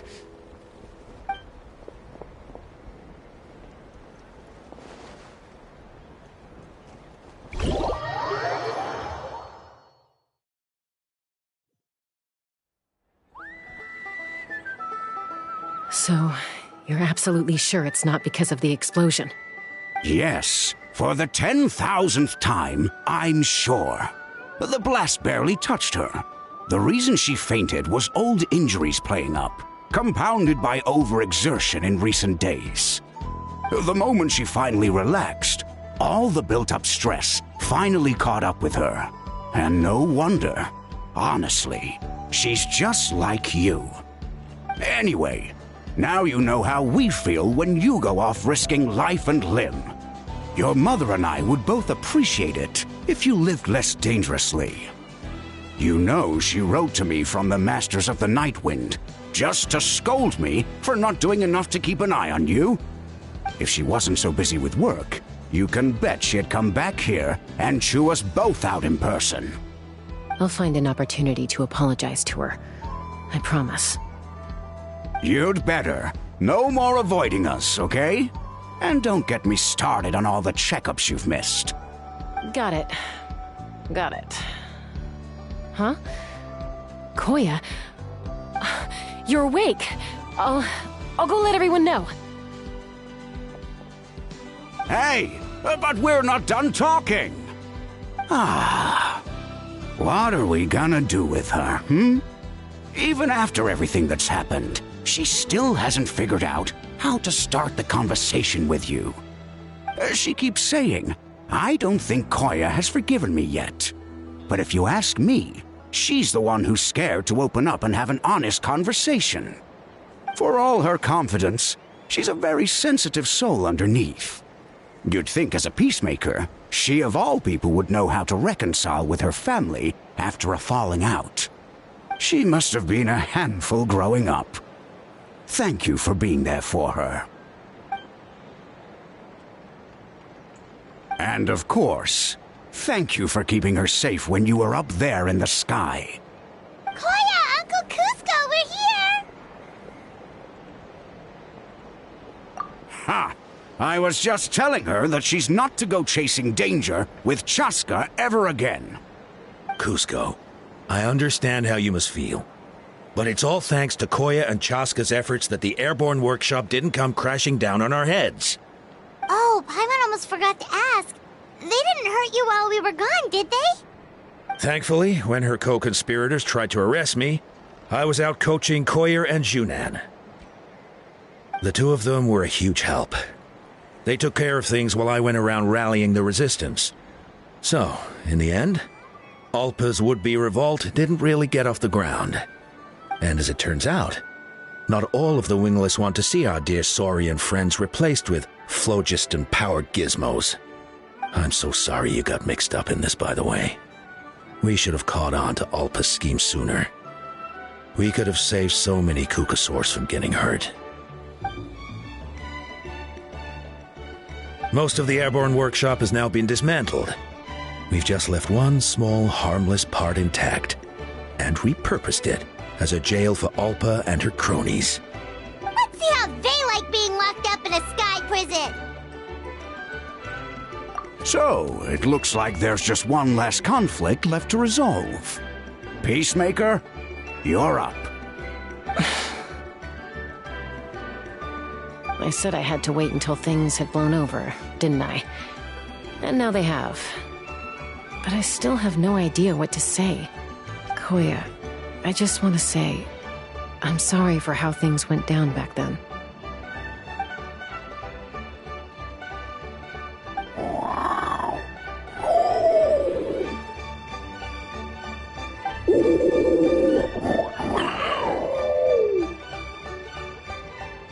Huh?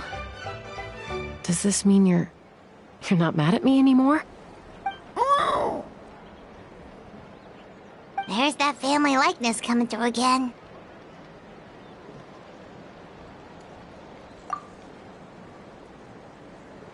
But that day, when we ran into each other...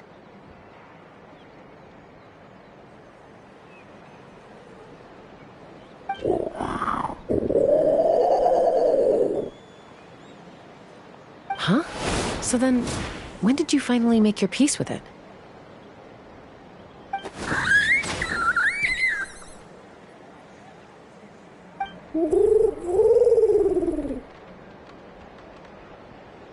Oh, it's Chime and Chimpu! They're here too!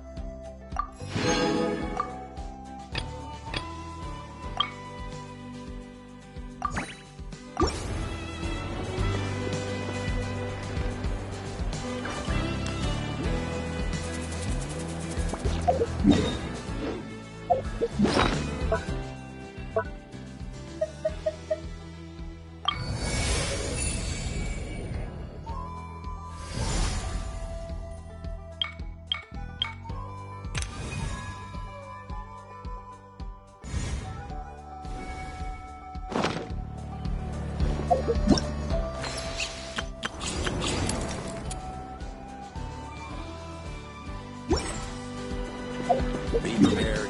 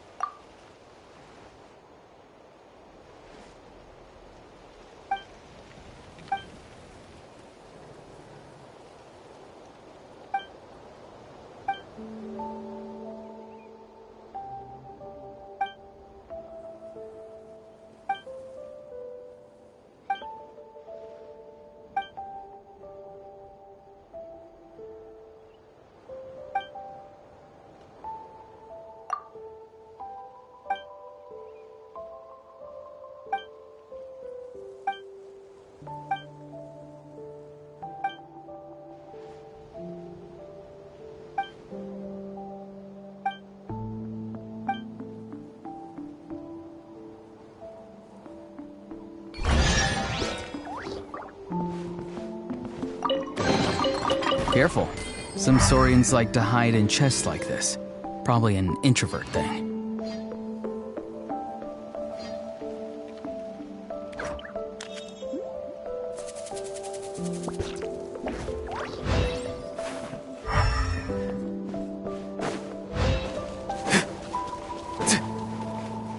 Farewell!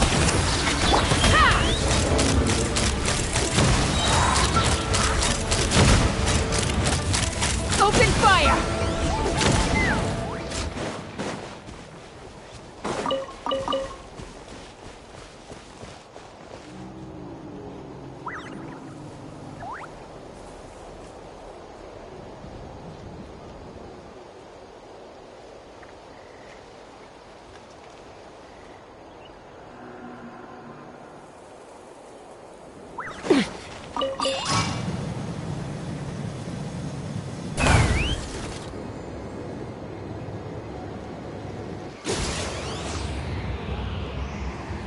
Locked on! Time to go.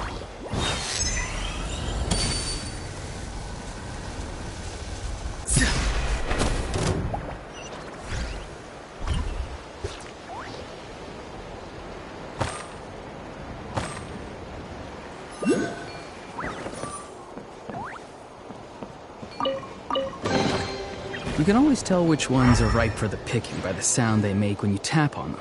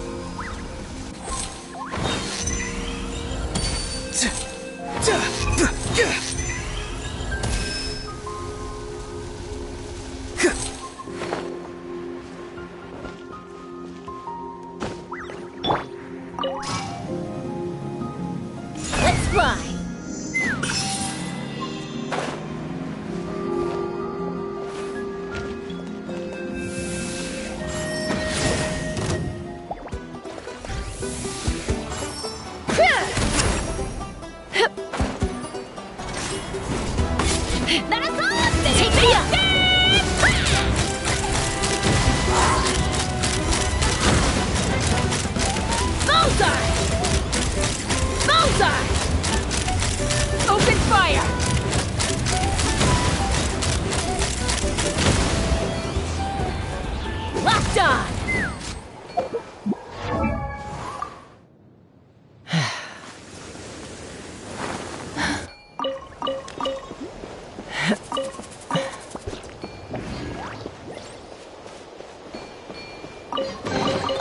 Dividing the loot is often a cause of conflict, but luckily for you, I don't really need this stuff.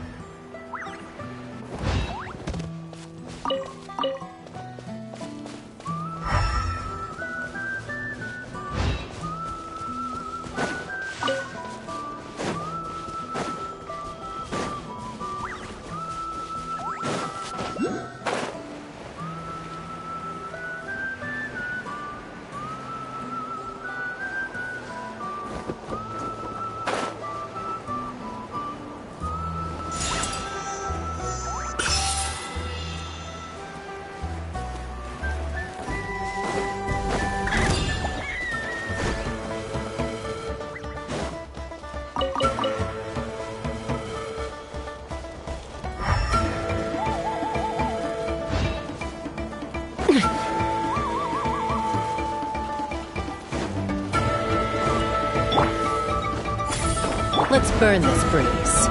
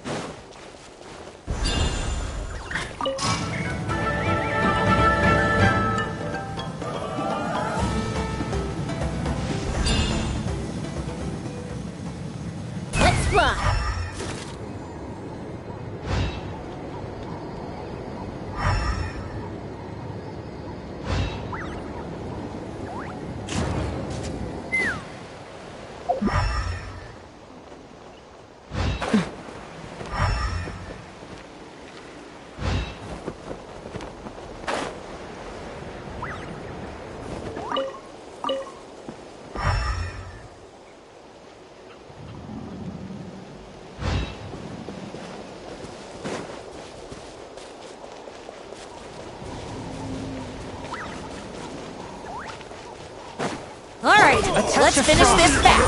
Rust and rebuild. Tell me what you see. Not too far now. Billowing surge.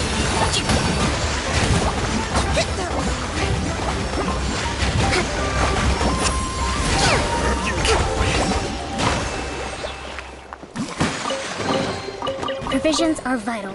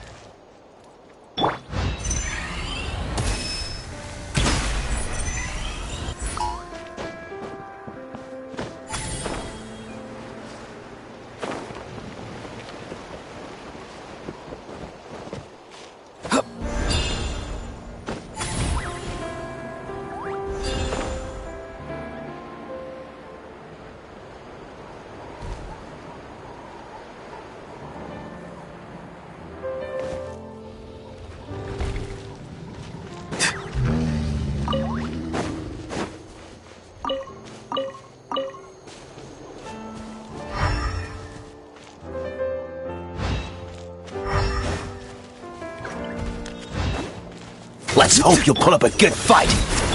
Allow me.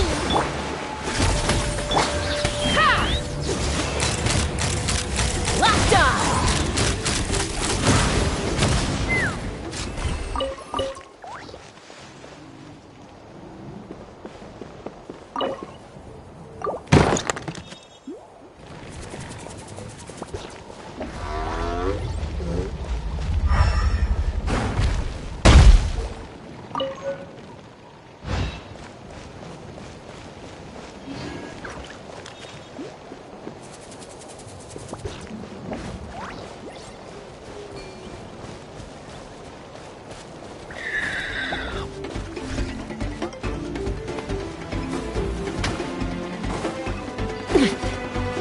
One with my blade. Rest and rebuild. Time to say hello. Farewell. Knock him down. Let's fly. Locked on!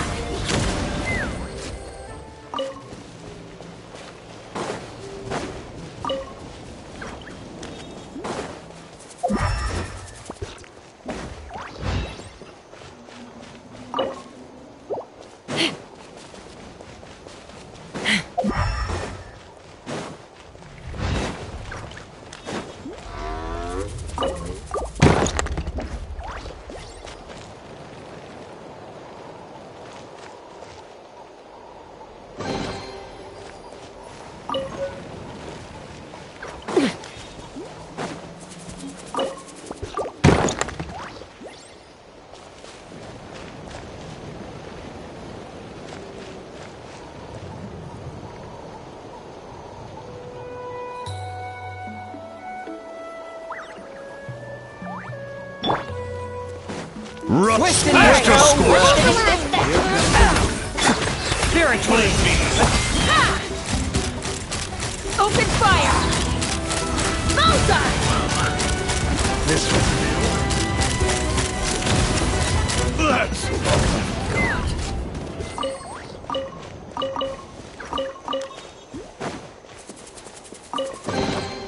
Dividing the loot is often a cause of conflict, but luckily for you, I don't really need this stuff.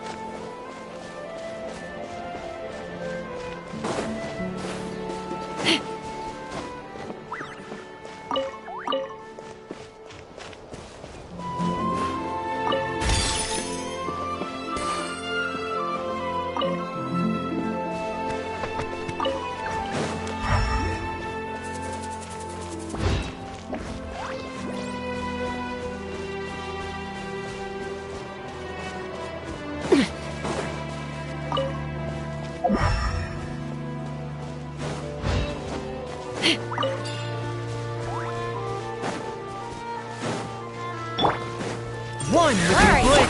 Allow me. Tell me what you see. Deep breath and grit your Not too far teeth. now. Hold on to your hats. Let's run! Take a look behind the veil! Open fire! All eyes on you! Bullseye! Bullseye! Fire in the hole! Snowed under! My wait was not in vain. Dividing the loot is often a cause of conflict, but luckily for you, I don't really need this stuff.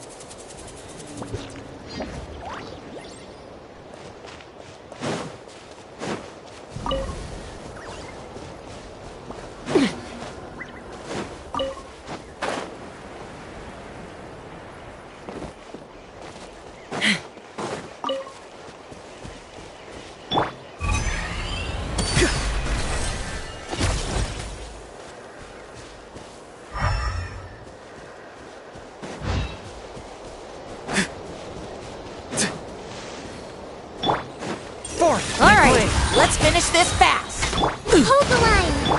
Be free. Open fire! Open fire!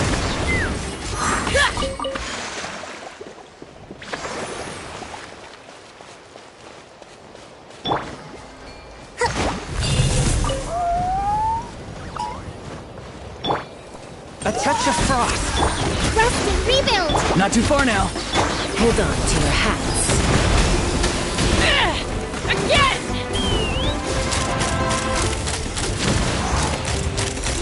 Bullseye! Open fire!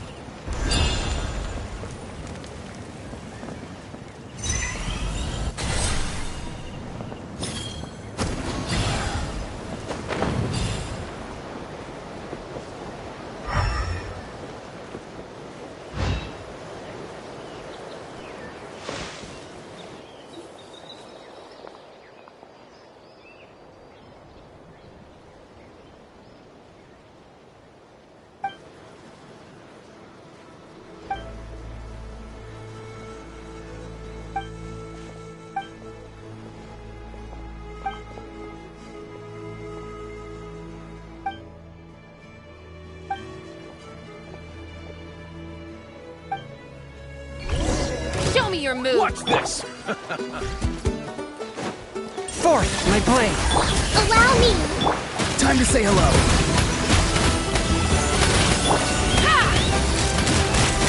Bullseye! Bullseye!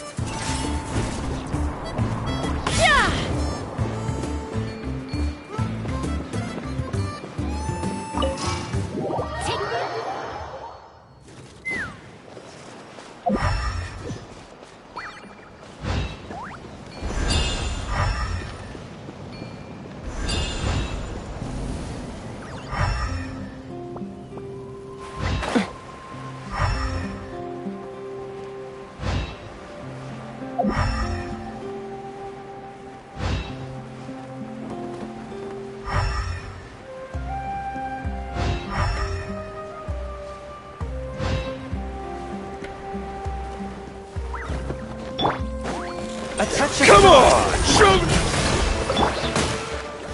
your courage! Fire in the hole! Let's fly!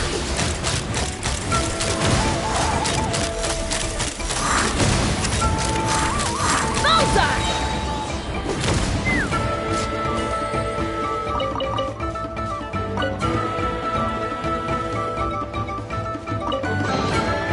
Ooh, shiny.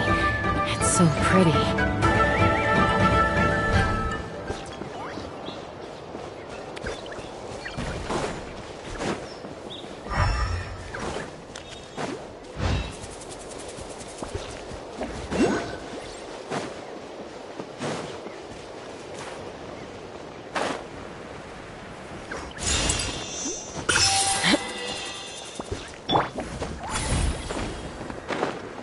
Let's burn this breeze.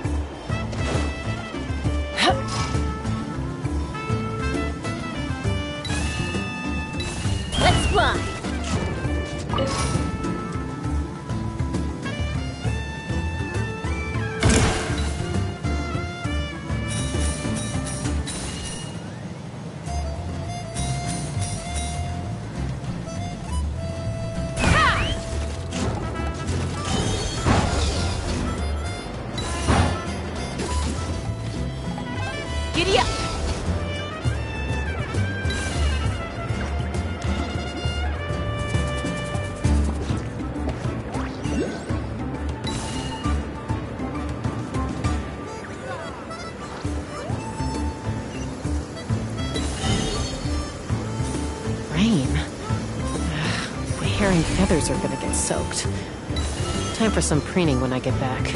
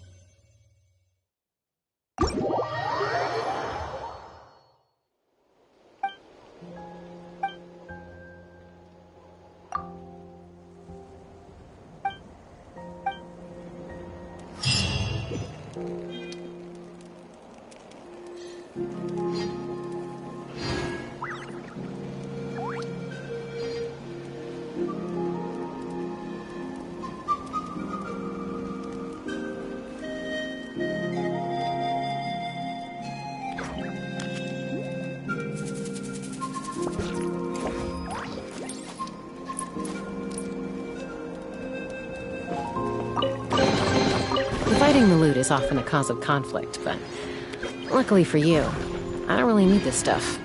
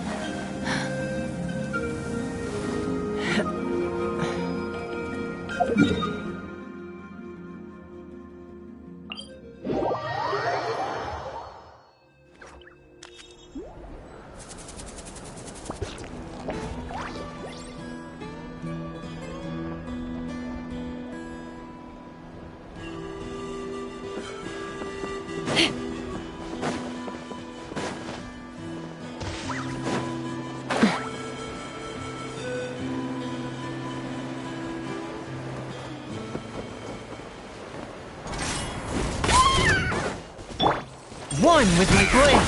Hold the line! Take me up! Bullseye! Open fire!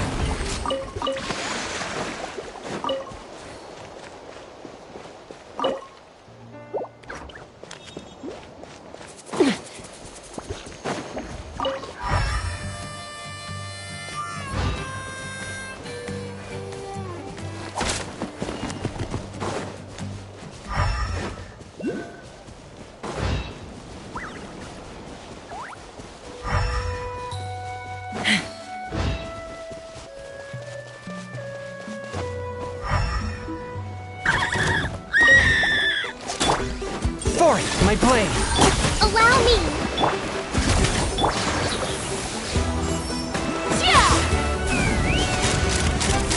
Bullseye!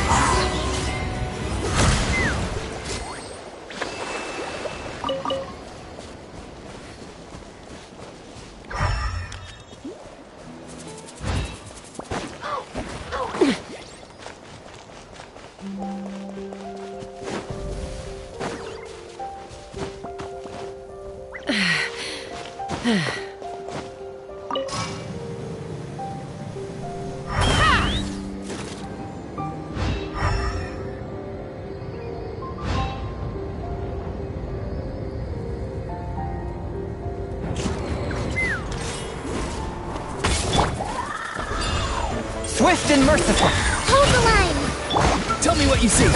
Farewell! Open fire! Bullseye!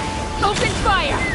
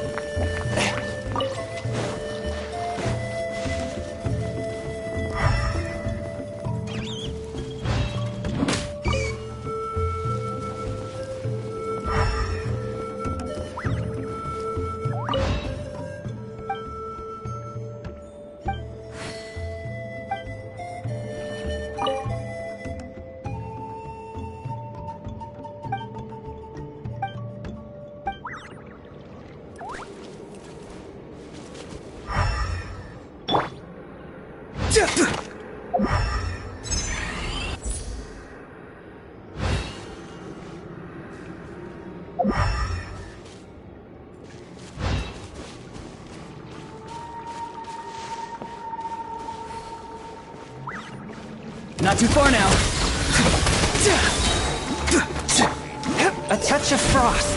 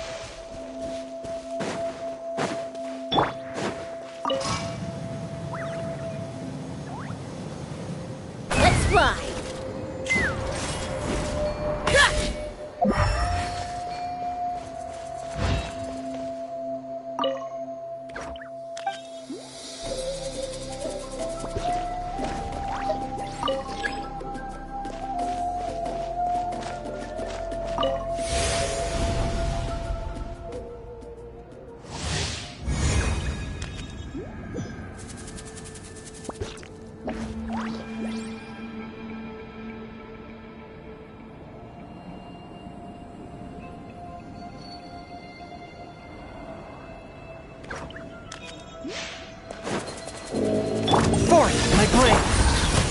Allow me! Time to say hello. Be free!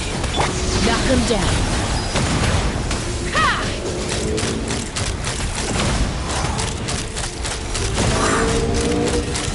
Locked on! Locked on! Locked on! Open fire!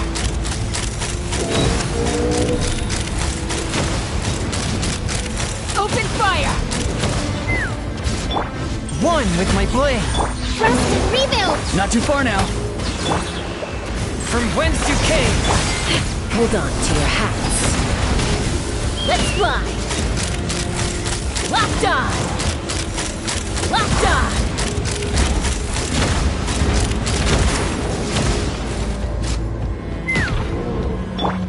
A touch of frost! Hold the line! Go! You're free now! Farewell! Take me up! Bullseye! Fire in the hole! One with my blade! Not too far now! Let's fly!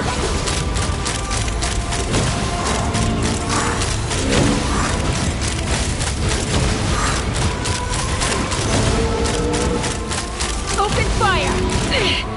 This is about to... Swift and merciful! Tell me what you see! Spirit blade! Covenant of the Deep!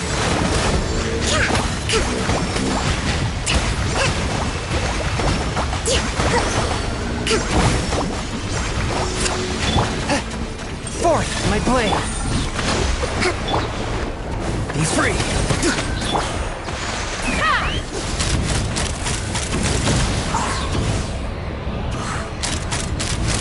Bullseye! Bullseye!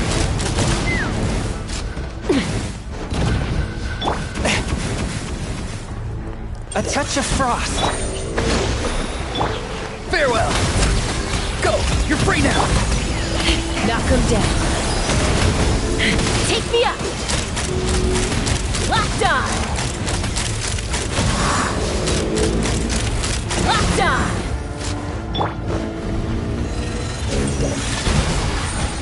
Allow me! Let's move out. Something's wrong! Turret, bring refuge!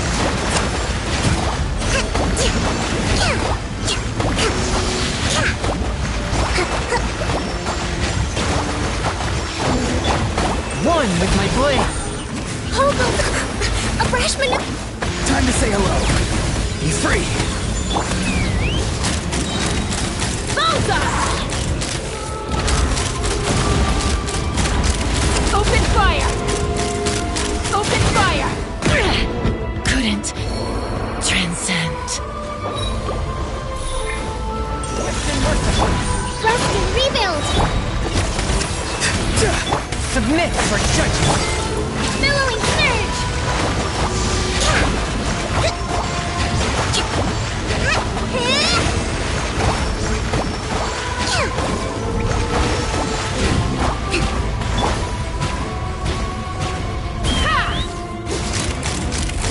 Bullseye!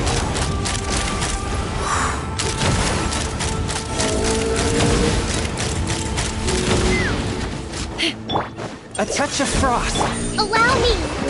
Time to go! Go! You're free now! Take me up!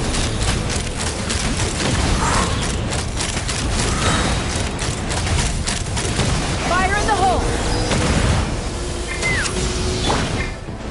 Forth, my blade! Hold the line! Farewell!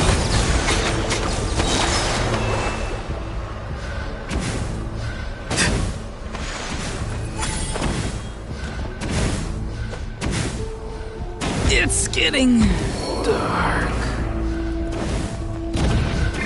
A touch of frost. Covenant of the Deep!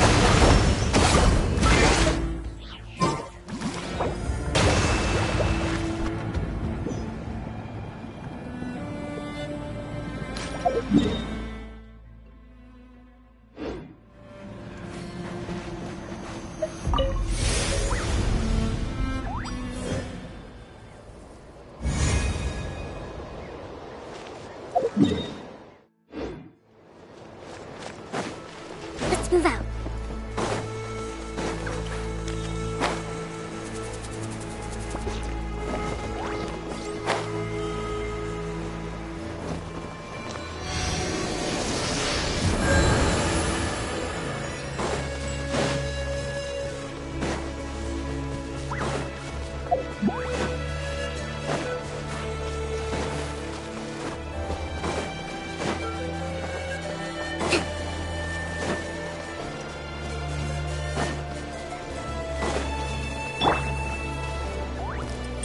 Master Scorpion!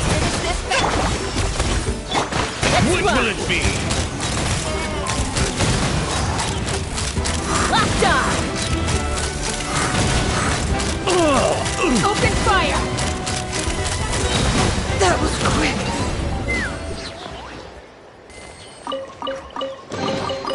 Mora makes a lot of problems go away. So you can never have too much Mora, huh?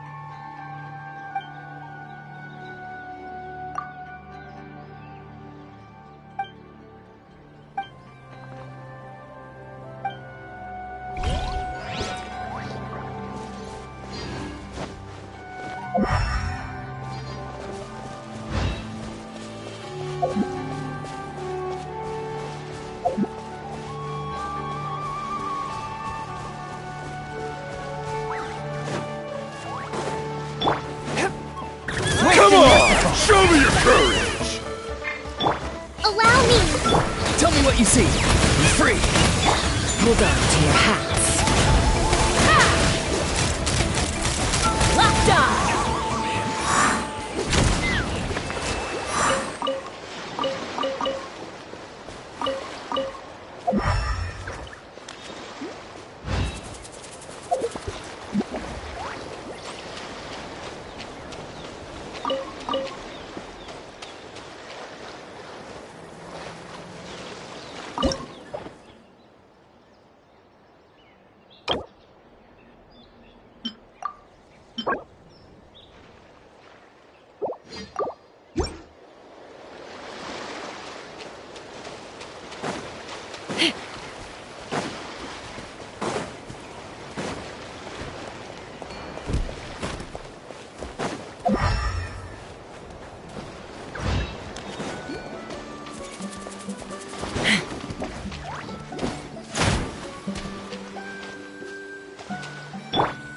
From whence you came, forth my blade. Rest and rebuild! Farewell. Take me up!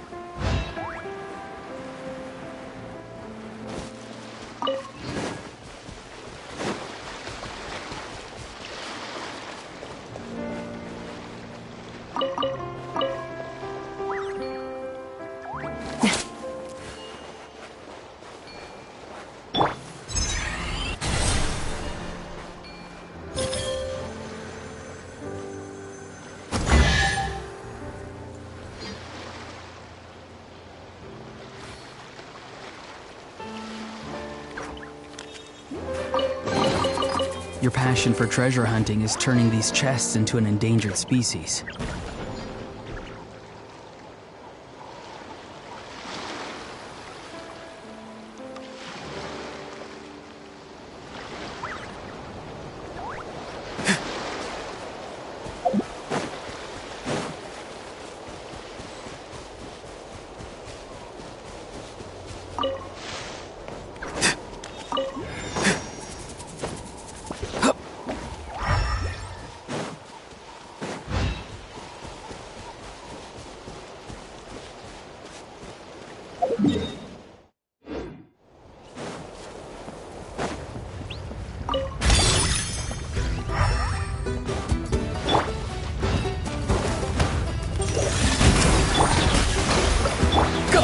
Free now! Fire in the hole! Ha! Open fire!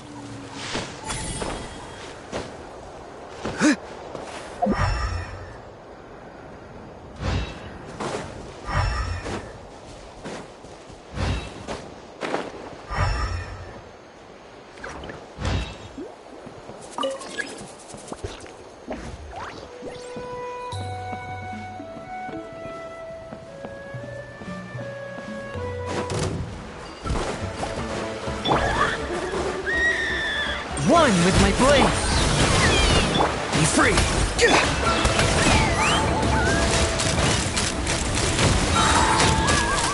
Open fire! Locked on! Knock him down. Swift and merciful! Let's fly! Open fire!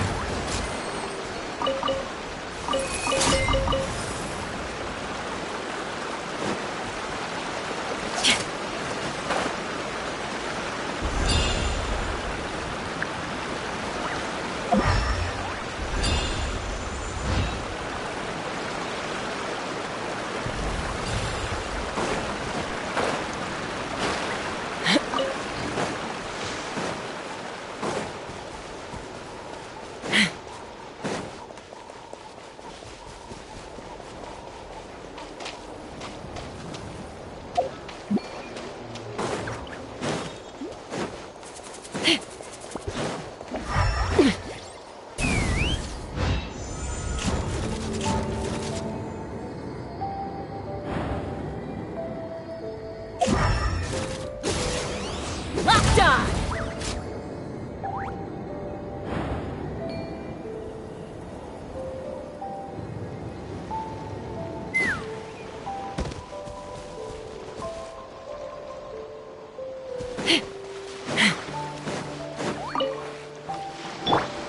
Fourth, my blade! Hold the line! Time to say hello. Not too far now. Take me up! Locked on!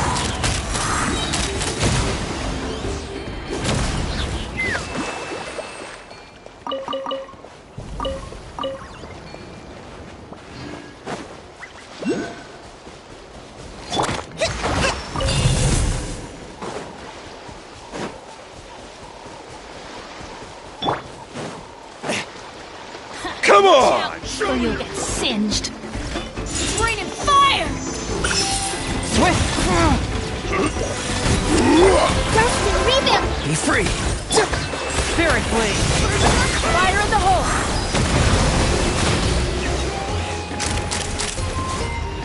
Locked on! Open fire! Open fire! I got it! Cool it down a notch.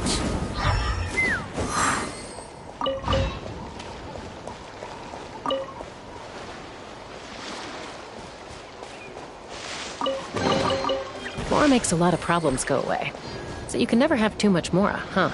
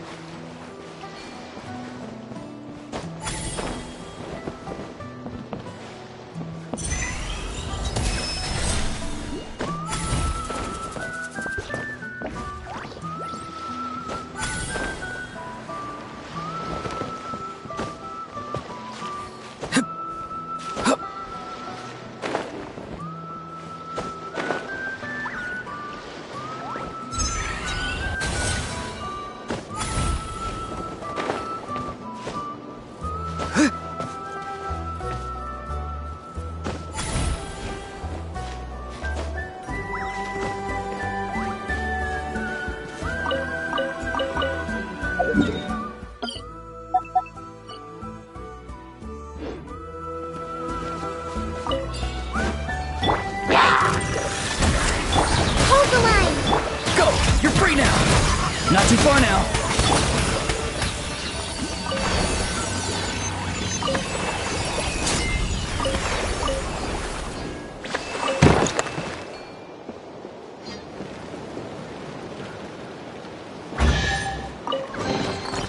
Ooh, shiny. It's so pretty.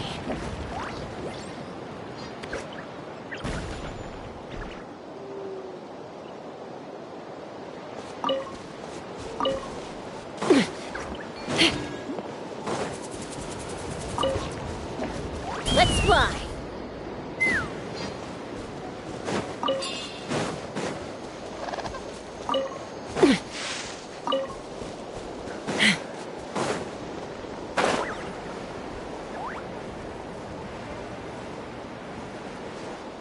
Time to go.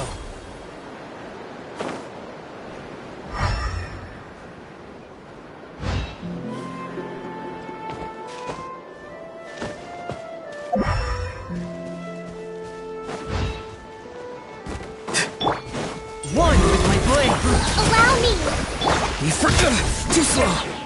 Knock him down. Ha! Locked on. Open fire.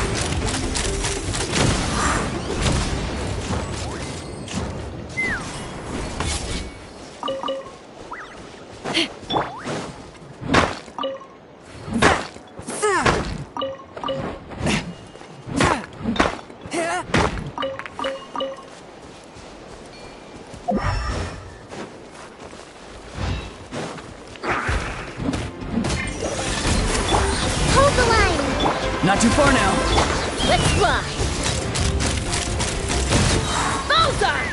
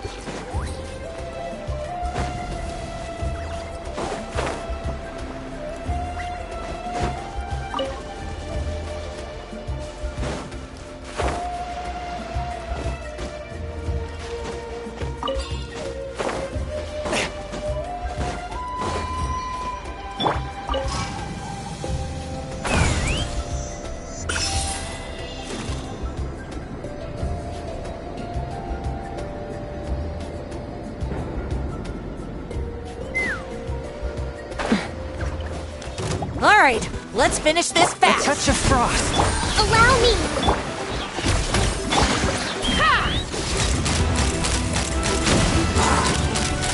Bullseye.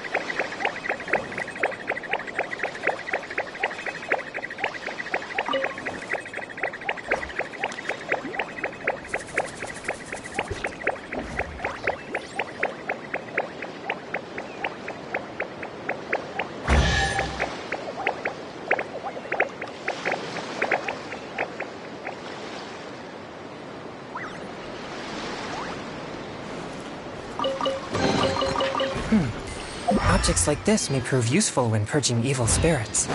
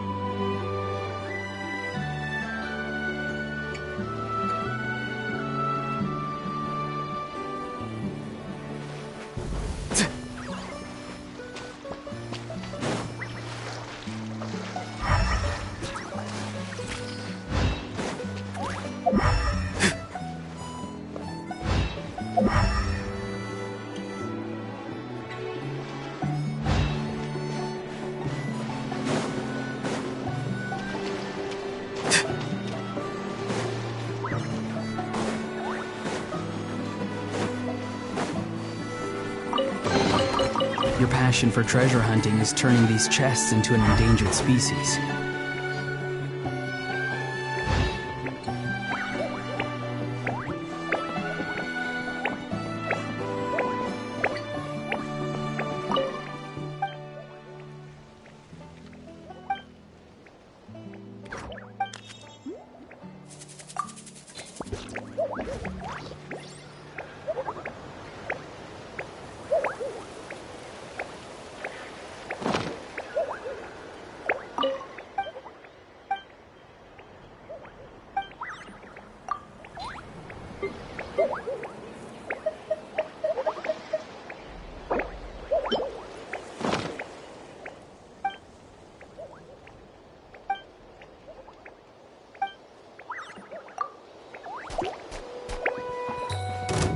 Farewell! One with my blade! Take me up! Bullseye!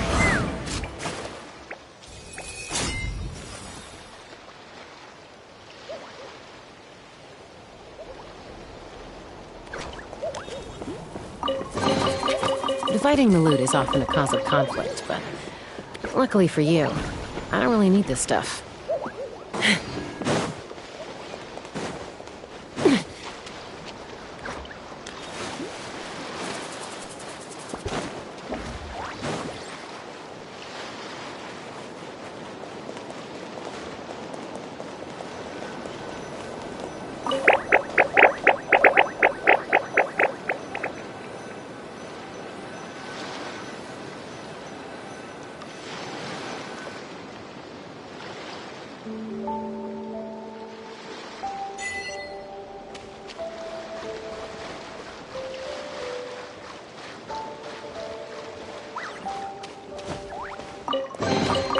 Mora makes a lot of problems go away.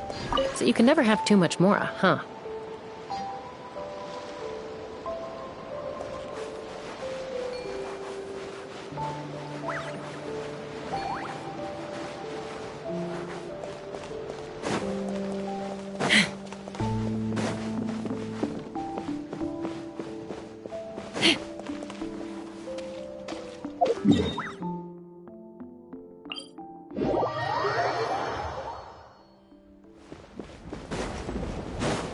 Let's fly!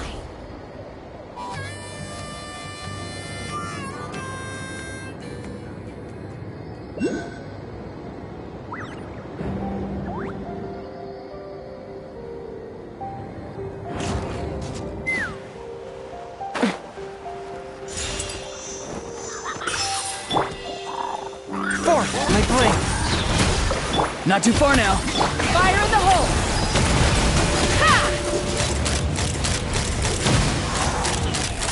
Bullseye!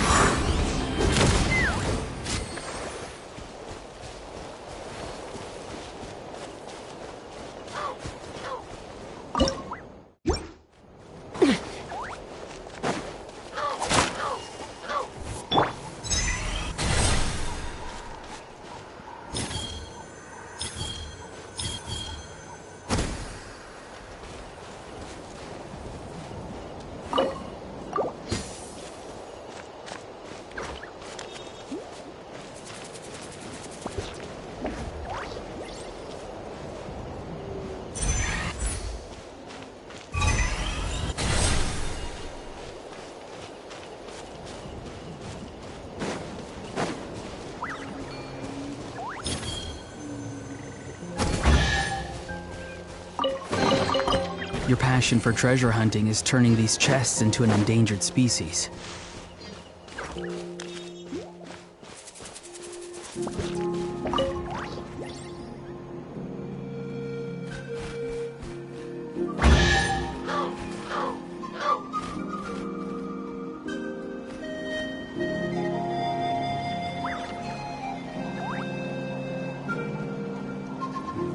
Sometimes a shrouded path is not meant to be walked. Move forward with blind ambition, and the smoke might... Careful. Some Saurians like to hide in chests like this. Probably an introvert thing.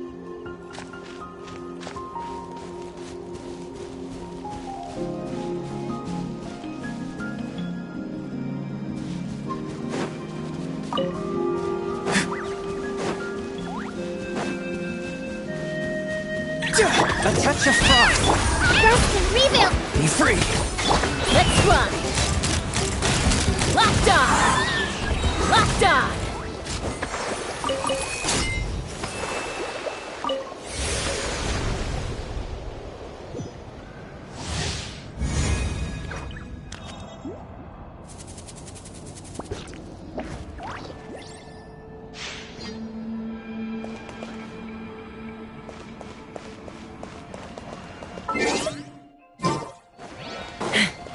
Time to find out if you're really that. Allow me. Not too far now. Time to say hello. Open fire! Locked on! Bullseye! Hold on to your hats. Aha! Hold the line. Farewell. From whence you came! Take me up! Locked on!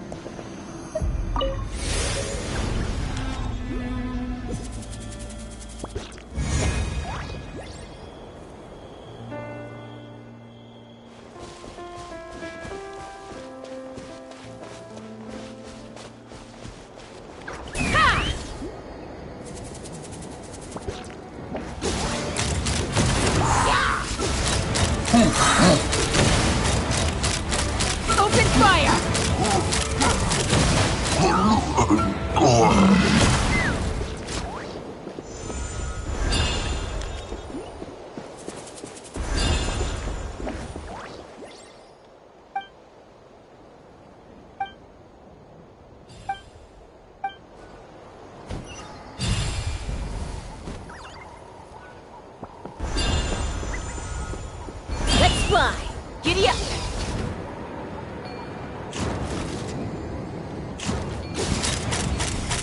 Locked on!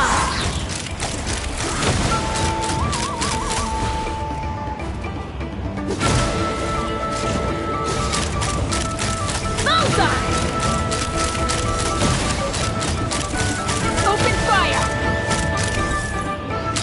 Open fire! Knock him down. Swift and merciful. Allow me. Tell me what you see. Not too far now. Quiet!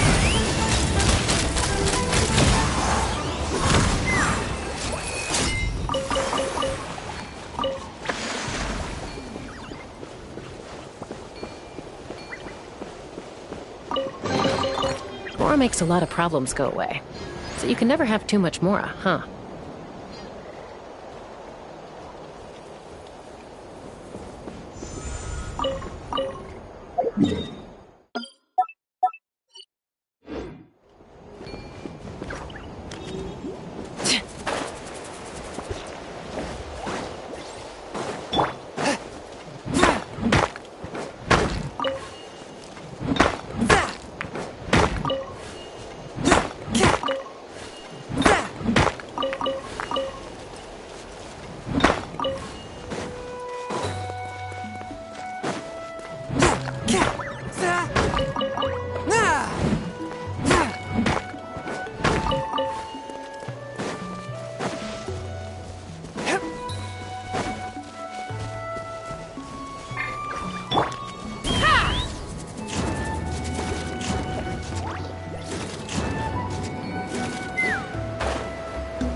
Let's fly!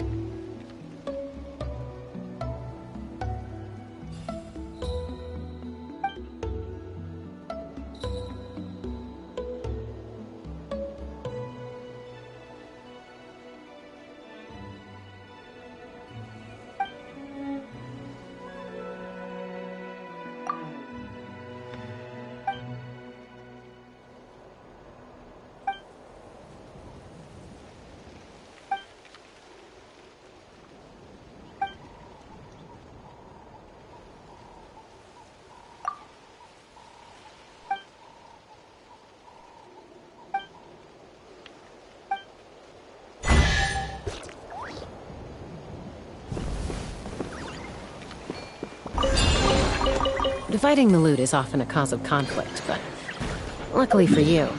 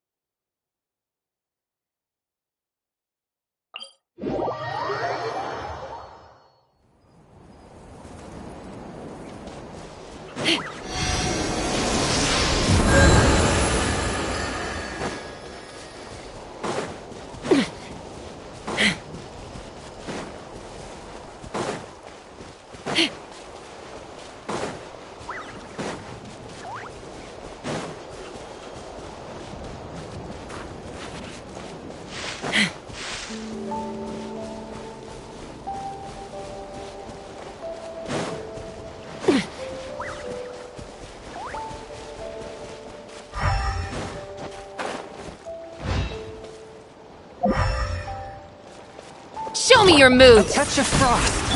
Rest and rebuild. Farewell.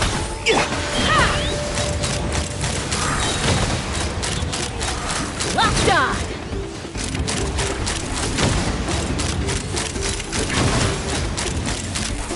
Bullseye! Bullseye! Hold on to your hats.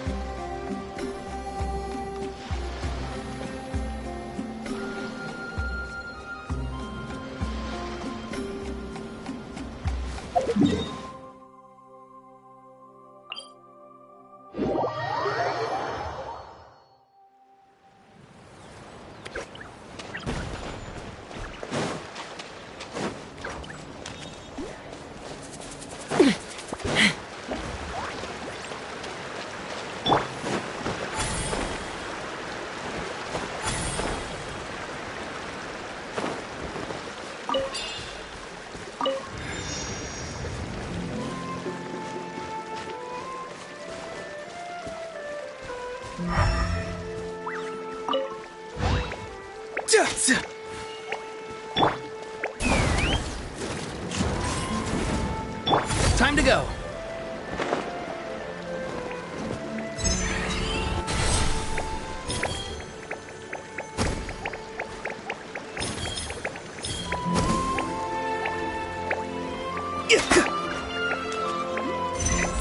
Be free.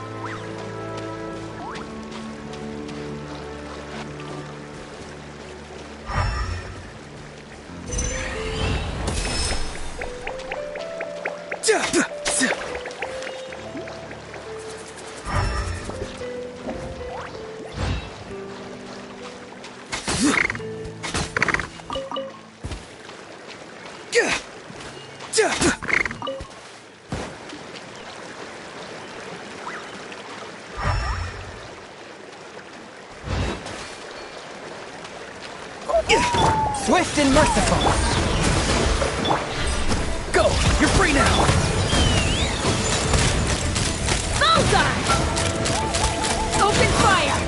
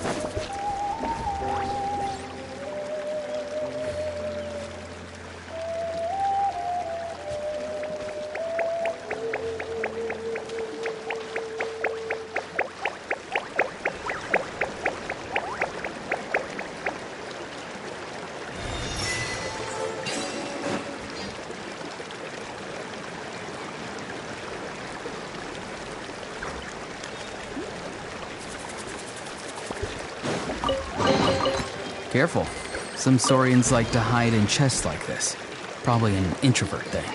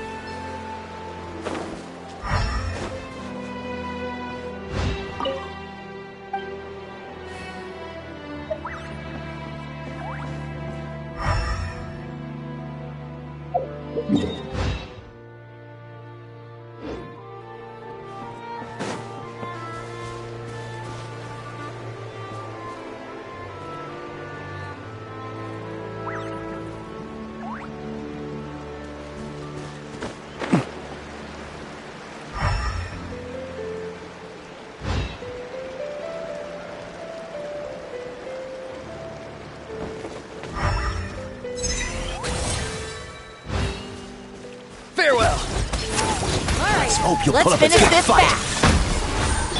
Allow me. Bullseye! Locked on! That was quick.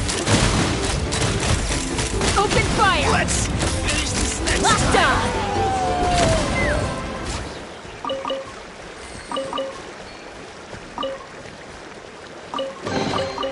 Dividing the loot is often a cause of conflict, but luckily for you, I don't really need this stuff.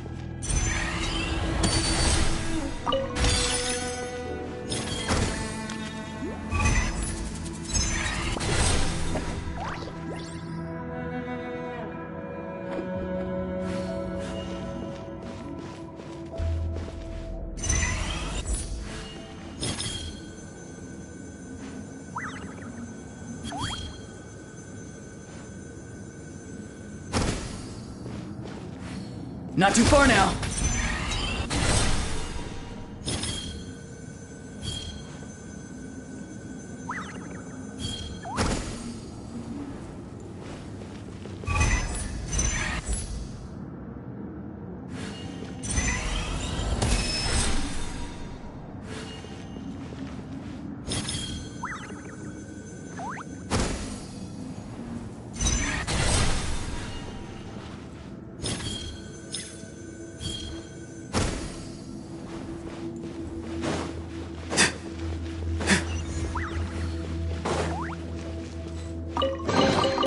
Careful. Some Saurians like to hide in chests like this. Probably an introvert thing.